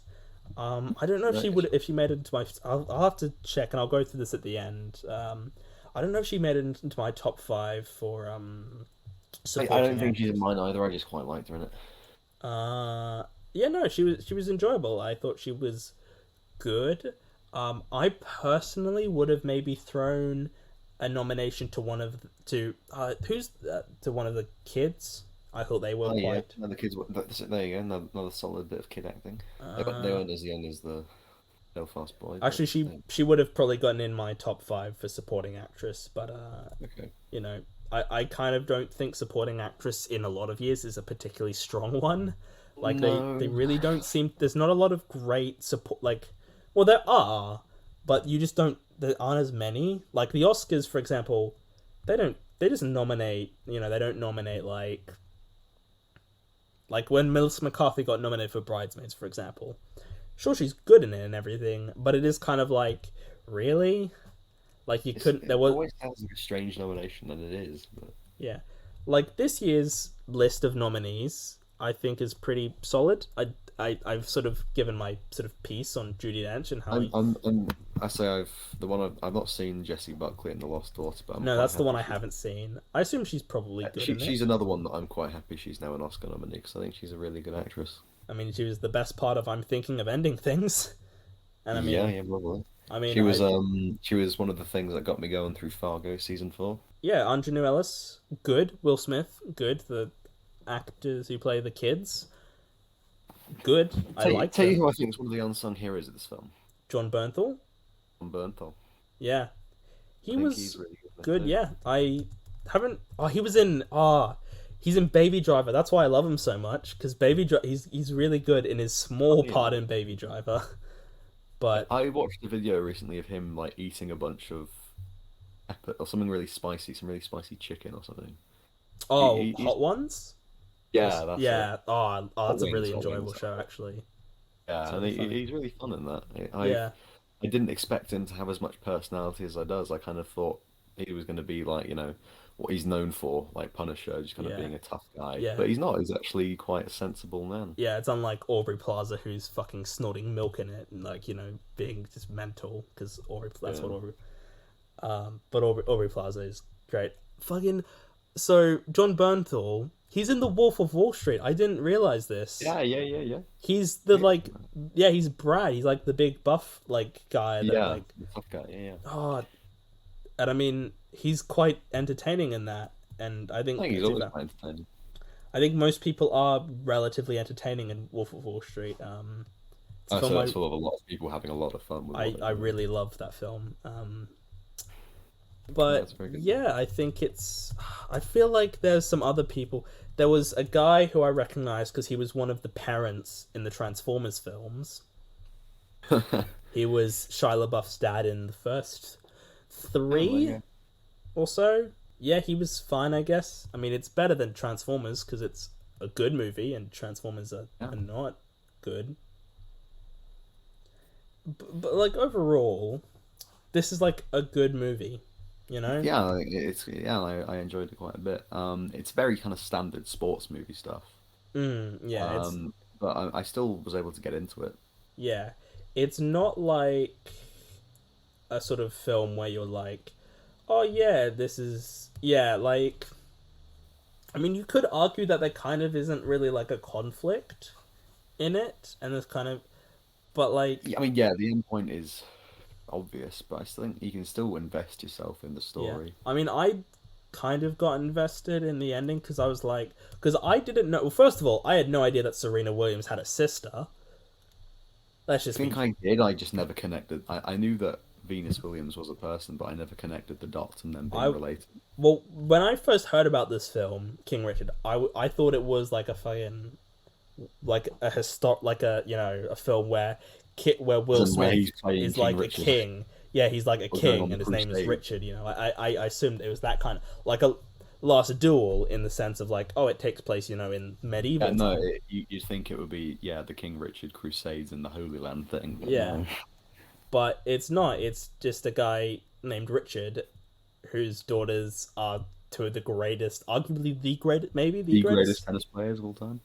Certainly the greatest. I mean, So Serena Williams is definitely, I think she's considered the best. yeah. I mean, not anymore, but they kind of have stopped playing, so they are no longer, in the top spot. Yeah. I think one of them's injured actually, so they might stop playing again. But they were. Tell you what, I love in a movie or a TV show. Yeah. When I get like genuinely annoyed at what's happening. Mm. Like the bit But where in terms of like you're playing meant to against be them. annoyed at what's happening, not like. Yeah, as in like it's really kind of evoking the right emotional response from me. Like the bit where at the end when it's like the final or whatever, and that woman, the other person playing, just goes off and like stays in the toilet for like 40 minutes. Yeah, I was thinking like, can you do that? Like that doesn't seem like you should be allowed to do that. And going yeah, you are. into this, I had no idea if she won or not. I'm like, yeah, I'm aware she's probably a big deal, but I was never like, I was sort of like, does she win or does she lose? I don't know. And then she lost, and I was like, guess she lost. Oh well, still Yeah, can, no, I had to really figure that out. I don't know enough about tennis terminology to follow it properly. Yeah, I mean, I'm just tennis in most sports in general bore the hell out of me. Martial arts are cool, Yeah, but that's that's because people fighting that shit's always cool, but it's never. But like soccer, Yeah, that can fuck off. except Ted Lasso soccer, that's good soccer though. I was gonna say, yeah, that's the good shit. But this, yeah, I was kind of interested in the tennis stuff they were doing, but it was never. I don't really think it was much of a focus, honestly. Like if it, yeah, it's a big part of the movie. It wasn't, you know? Yeah, like it's a big part of the movie, but it's not like it's just all this is. It's sort of beyond that. Kind of. I mean, there's like some racism stuff, at the beginning where That doesn't really get. doesn't really Really come back explored. though. Yeah, it's sort of No. like I did watch that and be like, oh, okay, and then nothing comes of it. I'm like, that's kind of a bit strange. Mm, You set this up and then you don't do anything with it. Like, what Yeah. is that? And I will say there are some I sort guess of that's one of the failings of the biopic. Yeah. Often you have tangents that don't really actually mean anything in the Yeah. narrative. like I know you're a big Bohemian Rhapsody fan, I do quite like Bohemian Rhapsody. Yeah. but I have to assume that kind of there are points where the film's kind of just there's nothing. Like it's sort of just like Yeah. there's nothing Yeah. really happening. Yeah. And I mean I know that film is inaccurate in several places. Like it's Yeah. not, It's but not you a enjoy proper- it regardless of its inaccuracies. Yeah, and I just enjoy what's happening. Yeah. Again, I don't know how accurate this film is because I'm not really. I don't care enough, I guess. So 'Cause, yeah, like- to actually look him up. Yeah, because like 127 hours, which I watched recently, I was interested to find out like more about that guy. About Aaron Ralston. Yeah, because because that's a fucking interesting interesting story. And he's like, oh yeah, this film is like accurate as hell. Like it is basically as close to like a documentary as you can get. And I assume this film probably isn't as close to that. Maybe because But it leaves out a lot of some of the more dubious things that Richard Yeah. did. I mean, isn't that kind of a Bohemian Rhapsody thing too? Like there's kind of like, oh, they kind of did some more of this kind of stuff, but you don't really see it. Yeah, they kind of, well, it's kind of the opposite, I guess. They kind of made some people out to be a lot more villainous than they actually were. Yeah. I know there's like stories about Queen just fucking doing like shit tons of coke and everything, and like you don't really see that in the because isn't it more like not a kids film, but it's more family friendly. it's for it's more, and when in Trying reality to appeal to more of an audience. Queen were just, I mean, most musicians were fucking drunk, fucking high as fuck, as most musicians are. Yeah. And that's kind of the problem when you make biopics about people who are still alive, because you can't be Yeah, 100% because you have to accurate. be nice. Yeah. And you can't just be like, oh, actually, this person was kind of a piece of shit. Yeah, you can't really show it like it actually was. Especially because Serena and Venus Williams are like producing this movie, and they're like, Yeah. so yeah, Yeah, they're like, yeah, we approve of this portrayal of our dad. Well, of course you do. He's portrayed quite well. yeah. And I saw a tweet someone made where they were like, why is this film about about Richard Williams, and why isn't it about Serena and Venus? And one of them's like, well, yeah, because he kind of got us to where we were, and he's kind of like, the one who sort of pushed us to do this. So like that's why, because Yeah, he's pretty he's a big important. part of our story, so So it's kind of makes sense to make a film about him. Which yeah. fair enough. I kind of hate that argument. It's like, oh, why are you making a film about this specific person and not this person? It's like, maybe because this person's more interesting. Yeah, Like, they're no more of an offense, but story like, film. I think this King Richard, this film is more interesting than if it was like, I wouldn't be as interested in if it was just about Serena or Venus, Yeah, like personally. look at the kid tennis star. Yeah. Plus, you probably wouldn't have Will Smith in it, and Will Smith is like interesting. Like, I like Will Smith. He seems like a pretty decent guy. Yeah, this film is kind of like not as much to talk about with this film because like Yeah, because it's all generally quite light and fun. this it's weird because this recording has been going for like nearly 3 hours, and we've sort of been repeating things about a lot of these Yeah, films, but it's kind of just like, yeah, we can't really say much more because it's like, yeah, it's not really reinventing the wheel in any way, even though it yeah. is quite good. Like last year, well, there were less films to talk about last year, but like, there's sort of more interesting types of films last They're year, I more guess. strikingly different from each other. Yeah, like, you had like, Sound of Metal, which is very different to something like Nomadland, and then you had The Yeah, Father, which is very different to Judas, and that kind of thing. Whereas this is kind of like watching Young Woman being very different from, I don't know, what else is there? Minari. Minari, yeah, Mank and Promising a Young Woman, two very different kinds of Very films, different films, yeah. Uh, but these are just all not certainly not bad by any means, but just sort of like, yeah, They're very safe choices. yeah. Um, but this is, yeah, one of the better films this year, in my personal opinion. I think it's probably in my top three. I think. Ooh, I'd have to look at my ratings again, but it's certainly one of the better films. So I'm giving it an 8 out of 10. yeah, fair. I'm giving it a 7.5. Yeah, Not quite. I think there is a point, kind of out around the halfway point, when they go to wherever it is that John Bernthal is doing their stuff. It does kind of get a little bit less interesting to me. yeah. Yeah. No, I get that. I think the It gets more tennis. wishy-washy around that point. Yeah, I think the tennis stuff is all pretty decent. Yeah. But besides that, I don't really think There's it's, not massive amounts to be said on it. yeah. Uh So, yeah. ooh, We've got what's two gonna be more. next? Yeah. It's Coda or Licorice Pizza next. So Yeah, I want it to be licorice pizza. because you want to end on Coda cuz I want to end on a good note, yeah. ah well, that's unfortunate. Oh, okay, well, Because Coda is next. And I really wanted to end with Coda. I would have loved if we started with Drive My Car, then the middle was just like whatever, and then we finished with Coda. Because we would have yeah. started So with the worst and finished with the best. yeah, well, I'm gonna say this is your favorite of the bunch then too. Yes, absolutely. Yeah. I love this film. So, like, this film genuinely, like, could be bumped up to a 9 if I rewatch it. So that Yeah, gives away what my rating is for it. But we've already Oh, discussed it in the review of the year. But, like, yeah. it's so nice. Such a It's lovely film. it's just nice to see like, films. I'm all for films being dark and depressing and bad things happen and people die and, people get hurt and people get sick. But it's nice when you get a film that's just fun and nice and It's rare that happy. you get such a genuinely pleasant film that doesn't Especially, feel like, insidiously evil secretly. yeah, and also isn't like an inherent kids film. Like, Yeah. most films with happy endings are like animated films or kids films, But this, like, I mean, is like a family film. Like, you could watch this.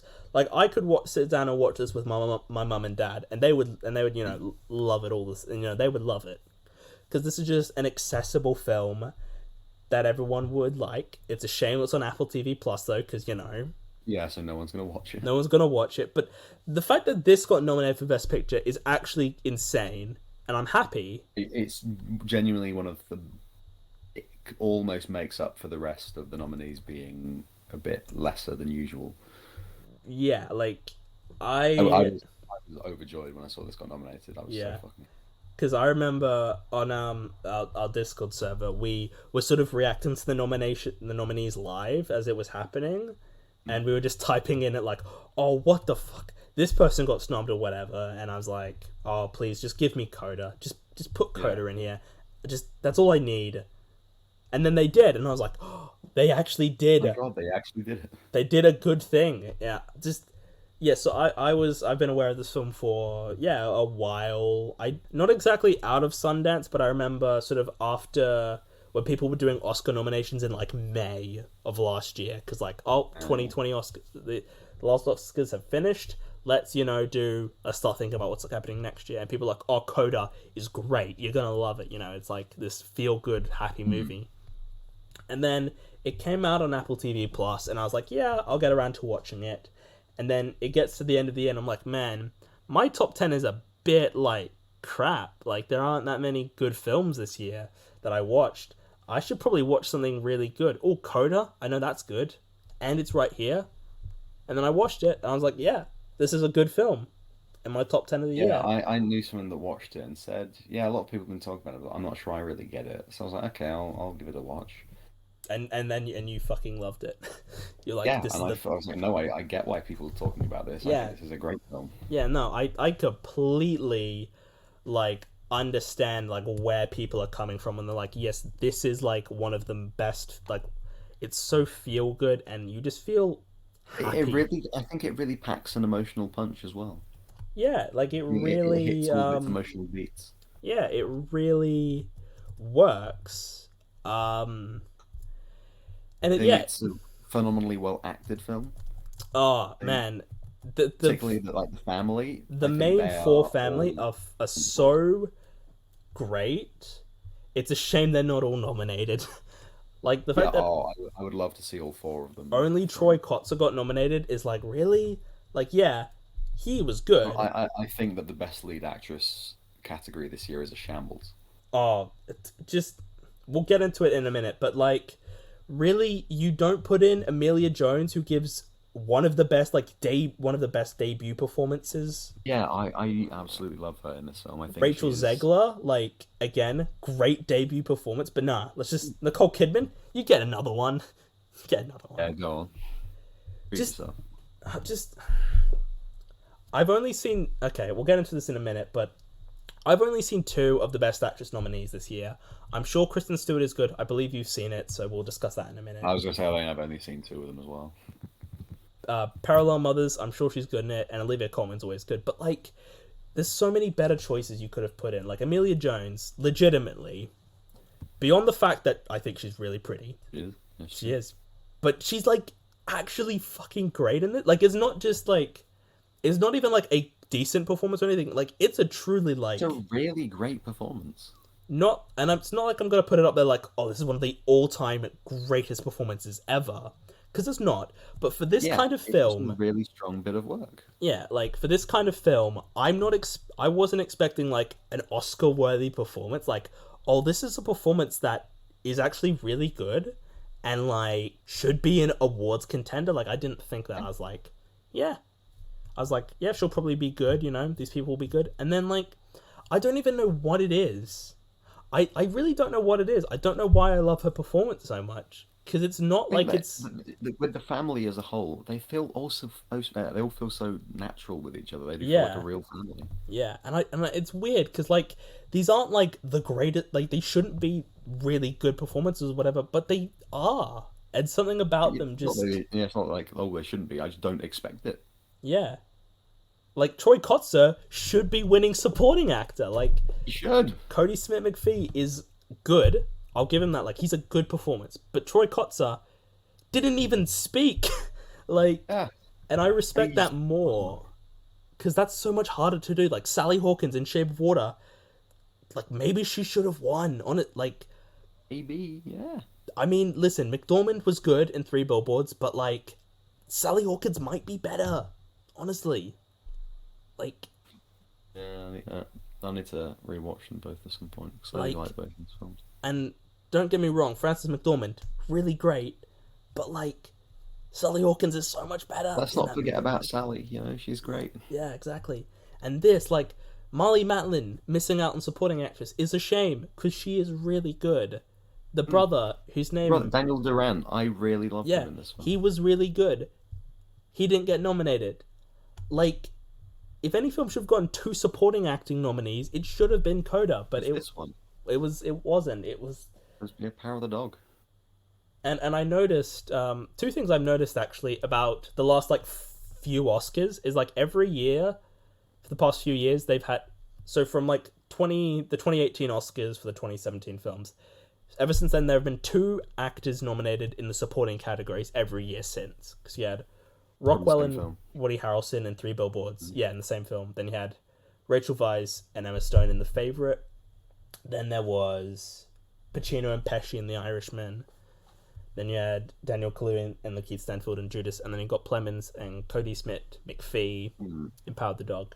And then also you've had a foreign language film nominated since like Roma, Parasite. Minari's got English in it, but it's more or less foreign bait, like most. It's and then 50-50. Drive My Car. That was just an interesting thing I noticed. But I guess yeah, the Academy is slowly becoming more inclusive. yeah, that's what happens when you widen. You know, you don't just have old white people. You have like 30-year-old, gay people and 30-year-old people, and people who are minorities. Like that's what happened. Yeah. And I feel like a few years ago, Coda is a kind of film that probably wouldn't have gotten in. Honestly. Yeah. And maybe it's because it's sort of a sort of opinion on like, there aren't as many awards contending films, but I kind of disagree because there were like a ton of big awards contenders that totally could have, like French Dispatch, for example, seems like a more obvious shot, like to put it in for Best Picture because it's Wes Anderson, like it's a. But no, Coda gets in, rightfully so, like Coda is excellent, like it's really really good, and like it's very well written. I felt like it's not like. The writing is cliche, but I think it still works. Yeah, like it's a film that like, you could kind of be like, oh yeah, it's a bit campy and it's a bit melodramatic at points, but it's just like, okay, so like I don't really Your point. I don't care. Like not every film needs to be a serious drama, okay? Not everything needs to be like Dune where you just can't have any comedy whatsoever, okay? Like exactly. Like this.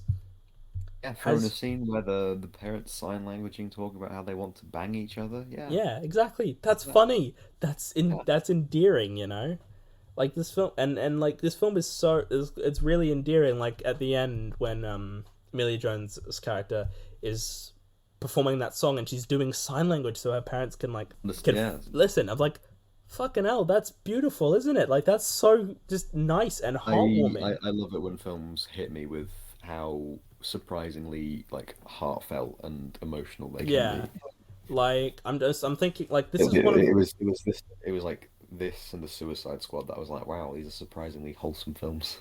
Yeah, like this is one of the more recent examples of a film where I'm like, man, I'm kind of like, this is nice, isn't it? Like nice things are happening to nice people. I know how to enjoy and have a good time, and yeah, films can be fun. Yeah, like it's gonna have a happy ending, it's like a bittersweet ending, but it's still people are happy, it's nice, this girl, she gets to pursue her dream, and then her parents are okay with it. That's just nice. And then like man, we are gushing over this film so much, man. Just because everything else has been such a dirge. Yeah. This is one of the only films that, like, as much as I like a lot of the other films, this is like the nicest one. Like, even West Side Story, which is colorful and everything, people die in it. Yeah, like you don't have that in. Violence. Yeah, exactly. King Richard, there's racism in this. You don't have any of that in Coda. It's just happiness.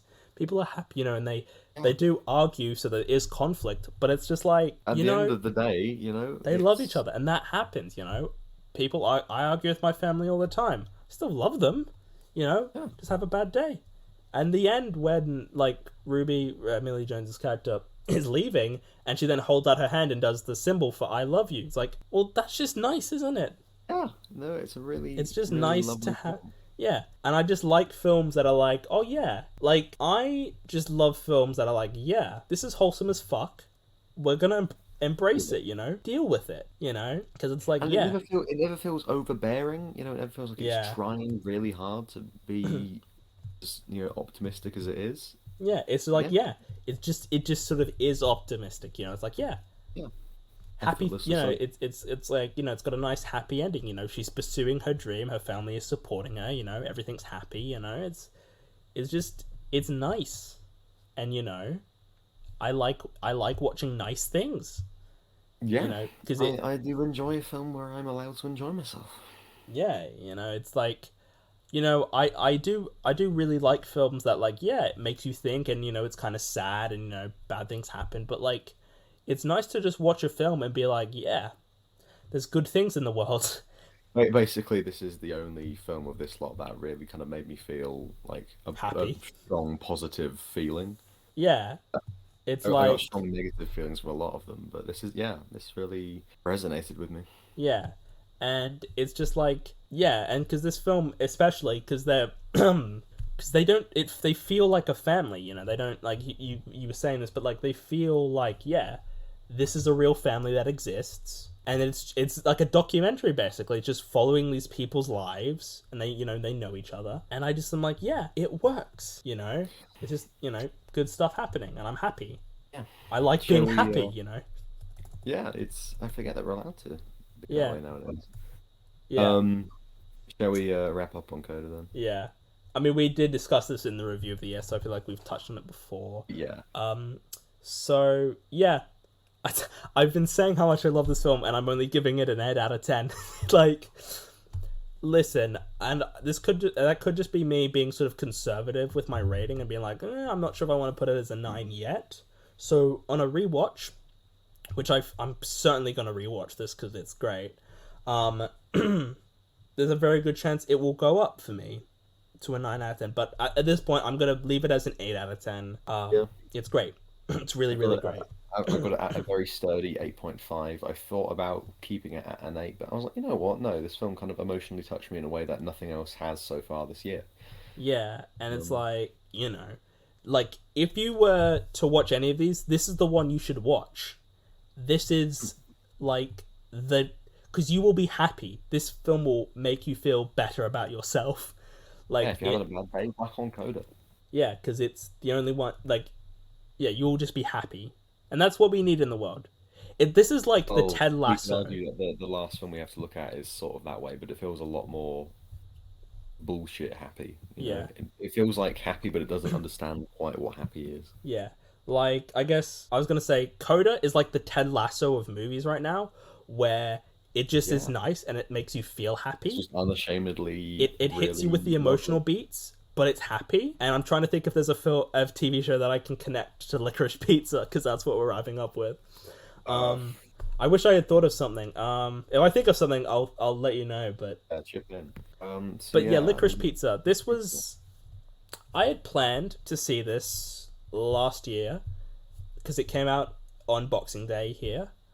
And I didn't because I was awaiting COVID results. I could not go outside. Fair enough. Yeah. I think we've talked about this, but you're a big. Well, recently you watched through like most of Paul Thomas Anderson's films, or a fair portion of them. yeah, I watched all of them, but Inherent Vice. Yeah. Cause yeah, you've seen everything else he's made. yes. And what is your general thoughts on PTA? Because you're more familiar with his work than I am. Well, basically, I think he's quite overrated. I feel like I'm gonna feel that way when I watch some more of his films. Like, I feel like I will be one of Yeah, those I people think who's you will like, as well. There Will Be Blood isn't actually that great. I don't know what the fuck you He- guys are talking about. I stand by There Will Be Blood as actually, yeah, no, that is one of the ones that I do kind of sort of get the hype for. Yeah. I think But I it's a could, really good. yeah, I could totally see myself being like, nah, you guys, I don't get it. No, you don't. Yeah. But who knows? But yeah, he's made two great films, Boogie Nights, There Will Be Blood. hmm And then everything he's made other than that is just kind of, Fine. wandering, unfocused. Yeah, fine. Like, has he Not. made anything? Like, I mean, I know Hard Eight. Is that his first film? I know that's not Yeah. particularly great, but it's like his first film. What can you do? Most That's first honestly films. that's one of his better films, I'd say. Oh, hot takes. I feel like you wouldn't like Inherent Um, Vice based on my knowledge of that no, film, yeah, I don't think I even would with either. Because Joaquin Phoenix in it. yeah, because I'm not that bothered by Punch Drunk Love. I'm not that bothered by Oh, that's the um. other one I've seen. I quite like Punch Drunk Love actually. It's fine. Yeah, not that big on that. Not that big on Magnolia. What else has he done? Not that big on The Master. And not that big on Licorice Pizza. It's fine. Uh, Yeah, listen, I was Licorice into Pizza. it more at the start, and then it just kept on doing more new of nowhere stuff, and I was just like, okay, I'm fed up with Um, it now. this film, yeah, it's fine. The one I there's a couple things I knew going in. First of all, I knew about the age gap between the two of them. I mean, that just makes this whole thing really uncomfortable. And before I watched it, I had sort of in my head, I was like, oh, so the guy's older, right? That was sort of what I had in my head. I assume because of like, that's just sort of how I assume, which I don't think is a good thing, that my assumption is like the No. guy. And I'm like, and it's not like I wanted to think he was like older. I'm just like, I don't know. But no, she's older. And like, I don't know. I just didn't care about their relationship, maybe because of the massive age gap. But I was like, this isn't Oh yeah, okay. age. Yeah, she's 25. He's 15. That's Yeah, disturbing as shit. that's gross. Like if he was 18 and she was like 25, it's legal. It's fine. I don't care. Yeah. But the fact that he's a child essentially, like he's not of legal age, it's like, no, that's not okay. Um. One and the other bit I knew about was the racism in this film with my boy, that teacher from Community, who's like, he's the seize the day teacher in Community in episode Oh. 3. Well, he's also that one lawyer from Arrested Development. One that like he's a professional. Jarvis, Wayne Jarvis. Yeah. I just remember Henry Winkler because he's Oh yeah. he's Henry Wink. Oh, Henry Winkler's great in that. But yeah, I watched it and I was like, oh, so this is the racist stuff they were talking about when he just does the. I'm not gonna do it because it's racist when he does the stereotypical Chinese voice. But I was watching it and I'm like, is he that one teacher from Community? One of many teachers in This Community film's like got a bunch of sitcom people in it yeah. because the waitress from It's Always Sun in Philadelphia shows up as Yeah, this film was just fine, I guess. Like, certainly not bad by. went on. Yeah, not bad, but I am gonna sound a lot more against it than I really am. Just Just because because the it's amount. not that good. Well, in Yeah, comparison to the other like films, and it's like, I don't think that this is a well structured film. yeah. There's a very definite first, second, third act, but they're also kind of estranged from each other. I don't really, it doesn't really work for me. And also, I've forgotten my train of thought. Yeah, this film is just kind of it's very like, oh, so stuff is just sort of happening, but there's no real Oh, plot. remember my point. Yeah, the fact. So the main character and so yeah, Philip Seymour Hoffman's son Cooper and Hoffman. Cooper Hoffman, yeah, and Alana Haim. Alana Haim. I don't know. I've heard Haim, and I I think it's I think Haim it's 'cause I think he's Haim. Jewish. I assume it's Haim. That sounds right. I think it's Haim. But yeah, I don't buy their relationship just because they're so constantly kind of I mean, either she they like each seems other, to they don't fucking like hate each other. him. Like, Yeah, there's no real cause for the amount of kind of turbulence that their relationship goes through. It just kind of yeah, happens. like it's kind of like, yeah, he's annoying, but like she gets a bit unnecessarily angry. I felt, but Yeah, she also, overreacts quite a bit. yeah, but also, if you're gonna show me that, like, I can't buy into the relationship between these two because she doesn't seem to like him. She seems Yeah, to I actively don't know what dislike it him. is at the end that makes them both finally be like, yay, we love each other. Yeah, I don't know. And before this film came out, I wasn't really aware of it. I was just aware of the rumored title, which wasn't Licorice Pizza at the time. It was Soggy Bottom. Soggy bottom, yeah. Yeah. And I was kind of like, man, that's a weird title. Where is it coming from? And I was like, oh, it's from those waterbeds. But where is Licorice Pizza coming from? Am I just missing something there?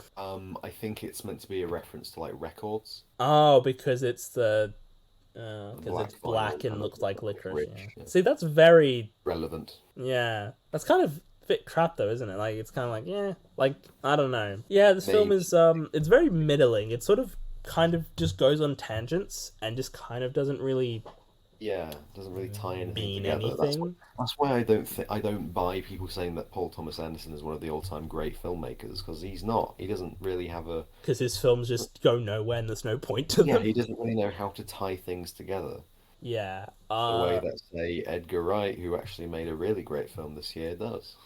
Yeah. Man, you seem super disappointed that Edgar Wright didn't get in for Best Picture. I mean, he should have. He absolutely should have. Screenplay, Thomasin McKenzie, like seriously, Best Actress is a fucking mess. It's a shambles. They royally screwed it up, and we'll get to that in a couple minutes. Yeah, this film is just like good. It's the first act. You've got like you see Gary doing acting stuff, then suddenly I don't know they're doing waterbed stuff. John C. Yeah. Reilly's there as I one of the don't. monsters. Yeah, is there a point to the acting? Him being an actor, is it just to show that he can Not like? really. Because I now that you mentioned it, I'm like, oh yeah, he did do acting in it. Yeah, he has that scene Yeah. where he hits that woman with a pillow. Yeah, and That she gets doesn't really really angry. have much long-lasting consequences. Then like there's a weird bit with somebody who's meant to be like a reference, like a William Holden sort of guy. Yeah, Then suddenly a politician comes in. yeah. There's played by is that one Benny Safdie? I know Benny one of the Safdie, yeah. Benny Safdie. It's so weird him being an actor because I'm like, but he doesn't. I don't know. He wasn't particularly great, was he? I didn't think he was He was like. okay. He should probably just stick to writing and directing. That's what he's good at. Yeah, maybe. Bradley Cooper was kind of a bit wasted, I felt. If he was in it a bit more, I'd enjoy that. Yeah, I was thinking, you know what? His section probably was my favorite bit of the film. I was thinking, you know what? If there was a bit more Bradley Cooper, he could be one of my favorite supporting performances.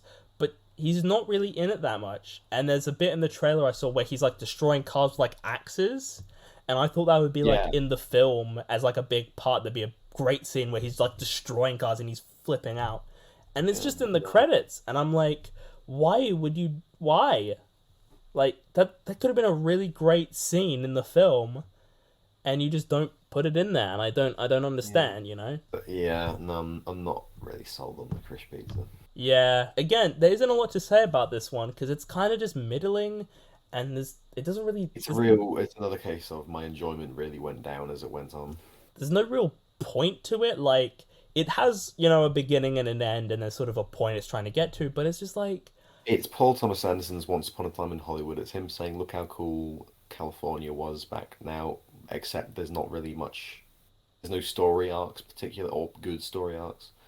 The story arc is that they learn to just get together. But the difference is, Once Upon a Time in Hollywood is entertaining throughout and is a really great movie. I stand by Once Upon a Time in Hollywood. Okay, So do I. I don't care. It's fucking great. Okay, people just they don't get it. It's great. Okay, it's good.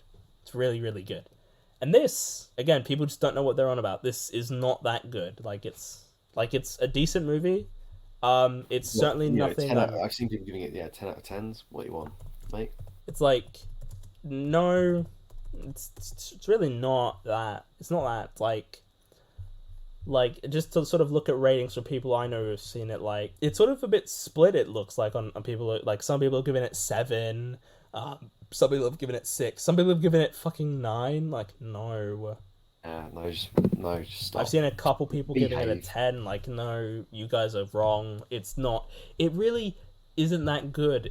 And I'm pulled out of the film because of the age gap. Yeah, it just makes the whole thing really like, why are they so far? Why are they 10 years apart? You could have made it so that he was like, 17 and she was maybe like 19 or something, something like that.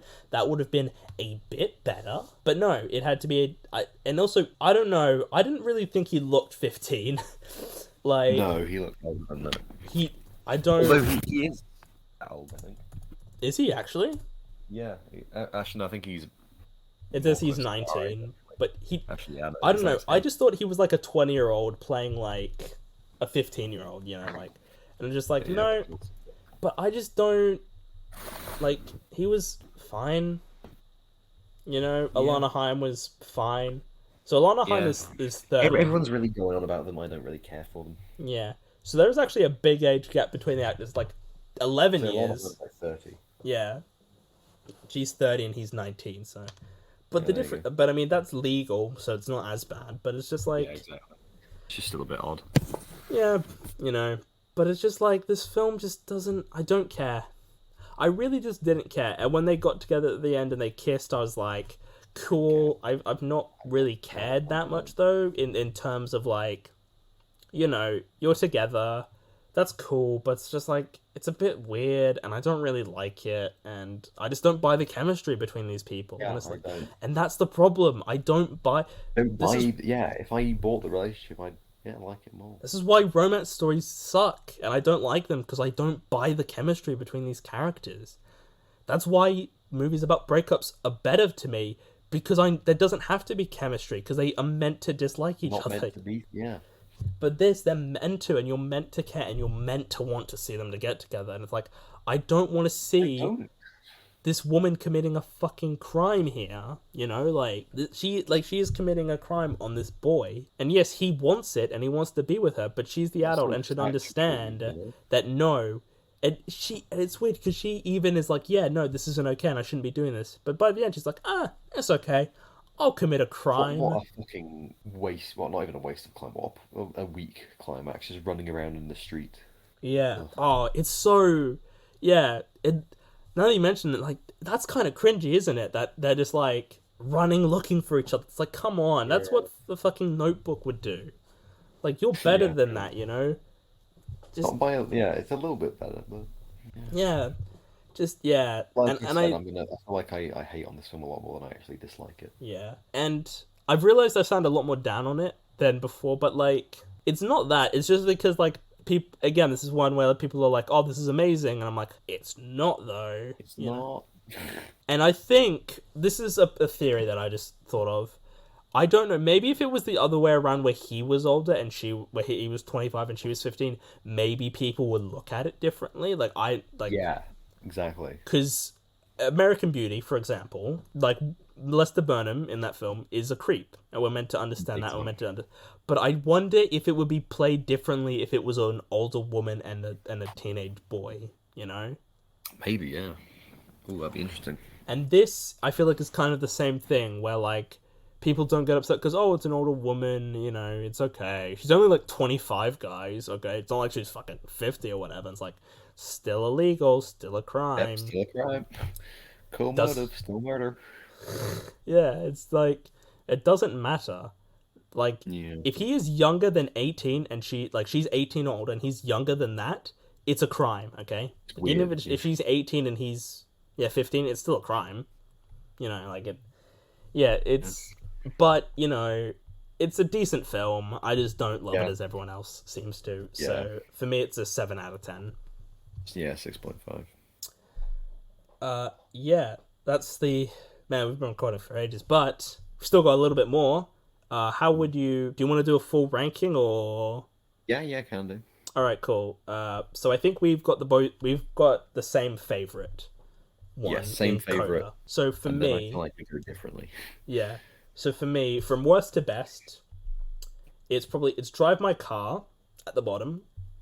Then the next two, I'm not sure. It's Belfast and Dune. I don't know which is which yet. I think because they're kind of like on the same level to me. I think Dune is slightly below Belfast, maybe, but I'm not like entirely sure about that one. But those are the bottom three. Okay. Then after that, I don't actually. I've got my list here. I should probably find it.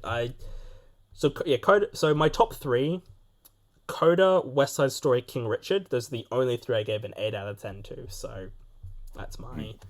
So I'd probably So I'd go Drive My Car. Then, it looks like I put Belfast below Dune. So Drive My Car, Belfast, Dune, Nightmare Alley, Don't Look Up, Licorice Pizza, The Power of the Dog, King Richard, West Side Story, and Coda. That's my full ranking there. Least favorite. I go Dune, Drive My Car, Power of the Dog, Belfast, Licorice Pizza, Nightmare Alley, King Richard, West Side Story, Don't Look Up, Coda. Man, that is a very different list. No, fair enough. Hey, at least we came together for our love of Coda. Well, yeah, obviously Coda's the best one. Let's just be honest here. Coda is great. So, that's the one we want to win. Do you want to touch Yes, on a few of the other major categories and then we can do, sure. yeah? So best director of the nominees, I'd give it to Spielberg personally. I think it's Yeah, easily same. the best directed film of the year. I think we would agree on that wholeheartedly. Best Yeah. actor. I think you've seen all of these, haven't you? All five of these. Let, let me double check. Okay, because it's Javier Bardem Um, in Being the Ricardos, Benedict oh no, Cumberbatch, wait, yeah, that's the one I've not seen. Andrew Garfield in Tick Tick Boom, Will Smith in King Richard, and Denzel Washington in The Tragedy of Macbeth. I have seen 4 of 5. I haven't seen Denzel. I've not seen Heavy I'm yet. kind of dreading it because Shakespeare, pretty crap. Tick Tick Boom is. I was disappointed that it didn't get in for Best Picture. Personally, I would have given it a nomination for picture, actor, adapted screenplay, sound. I don't know if there was an original song in it. There might have been, but I really, really loved Tick Tick Boom. But we cover this in my review of the year episode, and I think Garfield should win. He's not going to. Well, I mean, I'd be surprised if he did. It'd I be think great if he he's did. kind of second place, yeah. I would argue. I mean, Will Smith is like number one. Everyone's like, yeah, Will Smith is Yeah, going to win that'll this. probably be him. But The other three, I don't think it. really, is. I think Benedict is probably the closest second behind Smith, personally, because he's the those. I've not that- really heard that many people talking about him in that film. No, I don't think. I mean, yeah, I mean, a lot more people are like Cody Smith McPhee, yeah, and people are like, yeah, Benedict Cumberbatch, that'd be cool. But I think Will Smith, I think I think he's definitely the most likely to win. yeah. So I haven't seen Denzel yet. I will watch it. A lot of these Oscar films, some of these I haven't seen yet. I will try and watch before the ceremony because I want to be as informed as possible. But it's Shakespeare, and I kind of despise Shakespeare. It's one of the better bits of Shakespeare. Yeah, I mean it's made by Joel Cohen, so I might like it a His bit faults, though. more. Then Best Actress. So none of these people who were nominated for Best Actress at the Oscars were nominated at the BAFTAs because of the weird system BAFTA used this year, which they used last year, where they basically were like, hey, we're going to have a jury vote. It's like 12 people, and that's going to be like the acting nominees and the director nominees. So they're a bit weird. So we've got Jessica Chastain in Eyes of Tammy Faye, Olivia Colman in Lost Daughter, Penelope Cruz in Parallel Mothers, Nicole Kidman being the Ricardos, and Kristen Stewart in Spencer. I think I've only seen Kristen Stewart. Wow. Yeah, do you want to sort of give your thoughts on that? Because I had planned to watch it before this, but I didn't. I ran out of time. But I assume she's good in it. I think she's wonderful in Spencer. The case of Twilight actors proving that they can do real acting. Yeah. But also, I just thought the film was a really kind of beautifully depressing depressing in a good way. That it's just it's sad, but in the way that it's like, oh, I wish it could be better for her. Yeah. Well, I'm not a big royalist, but this film No. was very I mean, anti-royal. I don't think many people are nowadays. Yeah, but this film's very anti-royal, so I guess I It's clicked probably with why that. she didn't get nominated at the BAFTAs, because one of the Oh, yeah, royal maybe. family is like, oh, fuck no. We're not going to give her recognition for playing this person that, Not saying they did kill her, because that's ridiculous, but it's like, I'm aware they did not like her from my Yeah, they were a limited big knowledge. Diane fan. I don't really know I- why, I'd but love Kristen Stewart to win, even though I've not seen the other four. I definitely recommend you check out Eyes of Tammy Faye. I do want to try and watch these before. Yeah. the I mean, Jessica Chastain is a pretty good act. It's pretty good. I kind of personally think she should have been nominated for Molly's Game, if I'm being completely honest here. Thought she was really good in that. Nicole Kidman can fuck right off. It's insane that she's nominated. No, it's just annoying because, like, it's not even like it's bad. It's more just like it's fine. It's not... Seriously. And seriously, like we said, Best Actress, a fucking shambles. Like, my top 5... Like, here's my top 5, if you don't mind me going through. Yeah, go ahead. Jessica Chastain in The Eyes of Tammy Faye to win. Emilia Jones in Coda. Martha Plimpton in Mass. I know you haven't seen it. I've seen it. It's excellent. You would probably enjoy it. Rachel Zegler in West Side Story. And Thomasin McKenzie in Last Night in Soho. That would have been my 5, personally. My 5 here. Yours is probably a bit different than mine. Yeah. Some differences. Yeah. Actually, yeah, no, there is. Yeah. So Jennifer Lawrence, Don't Look Up, which I'm not sure about. I agree with that actually, but I'm fine. Mm. Is that a Um, leading performance? I felt she was more supporting, really, but yeah, you can argue that, but I know, I guess she's explained the her and female Rio as lead. the lead. If that's the sort of Yeah, logic we want to yeah, run yeah, yeah. on. I guess that was my logic. Yeah. So yeah, J Law, Thomasin McKenzie in Last Night in Soho, Mm-hmm. Amelia Jones in Coda, Yep.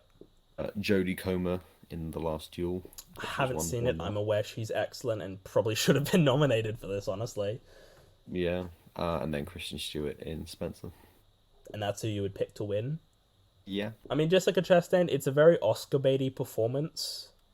yeah. I mean, so is Kristen So and Stewart. Yeah, Kristen Stewart, and so is I guess Nicole Kidman because she's playing Lucille Ball, and people are like, yeah, best supporting actor: Kieran Hines, Belfast; Troy Kotzer, Coda; Jesse Plemons, Power of the Dog; J.K. Simmons being the Ricardos; and Cody Smith McPhee in Power of the Dog. I've seen it all of will these. be it will be Cody Smith McPhee, but it should It be should be Troy Kotzer. It really should be yeah. Troy Kotzer. J.K. Simmons is a weird choice. I personally would have put in.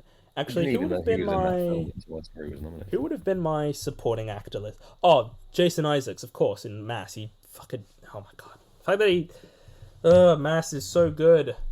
I didn't. And more people see it. It's insane to me. I don't get it. Crazy. More people should have seen it. Yeah, I'll try to get on that. So my five for supporting actor would be Jason Isaacs in Mass, winning. Troy Kotzer in Coda, Cody Smith McPhee in The Power of the Dog, Andrew Garfield in The Eyes of Tammy Faye, and Andrew Garfield in Spider-Man: No Way Home. Solid, solid. Mine is kind of proper, but also there's one that it's just like I have no shame in putting him in here, Oh boy. but it's not very Oscar-y. Yeah. So I guess my number five, John Cena in The Suicide Squad. Nah, he was great. He was really good in It that was movie. fucking I'll hilarious. give you that. I mean, he's much better in Peacemaker, but that's because they give him more. And it's just, Yeah, no, yeah, he exactly. was so good in Peacemaker that in the Suicide Squad. He was I think fucking funny. he's really great in this role. Then Troy Kotzer, Coda, Of and course. Daniel Durant in Coda. Oh, all right. Yeah.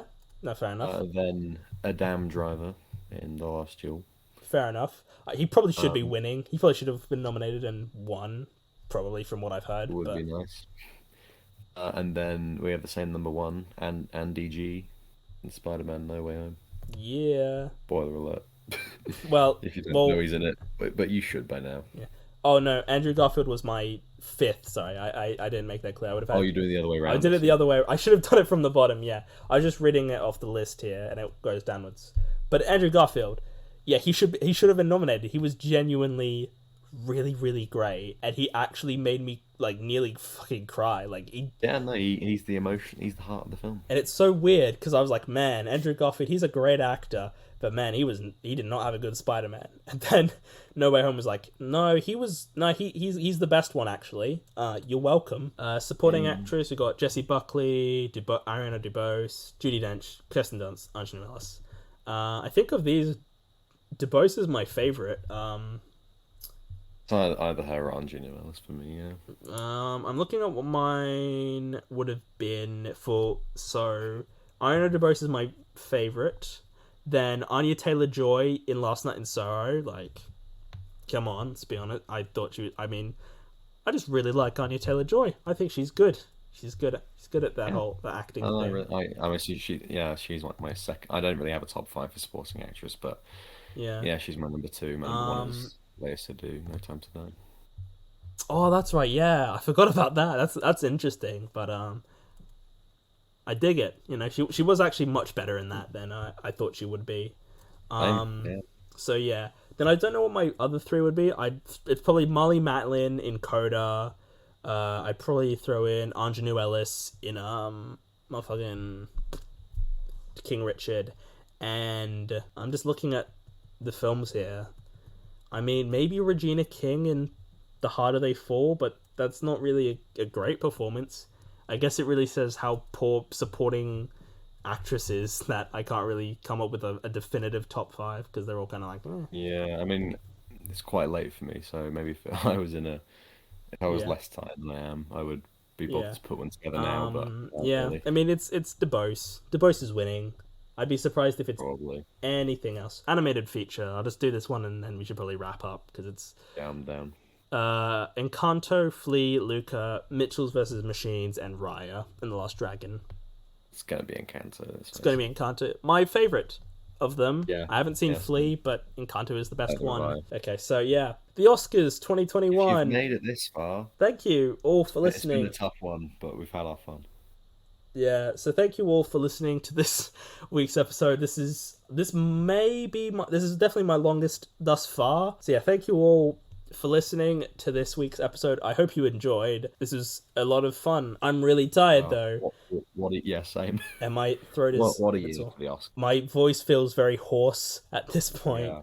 So yeah, I'm gonna wrap it up. Check out the other episodes we've done, me and Barney, and check out all the other episodes I've done. I've done a lot at this point. Check out all the social medias, website. Check out my Letterboxd. Barney, you've got a Letterboxd if they would want to check that out. You could probably find it. It'll be on there somewhere. Just go to my following list. If you follow William, find me through there. Yeah. Letterboxd. I'll be up there. It'll be up there. It'll be one of the more newer followings or followers, I guess. Yeah, so thank you all for listening to this one, and I will see all of you guys in the next one. Goodbye. Goodbye.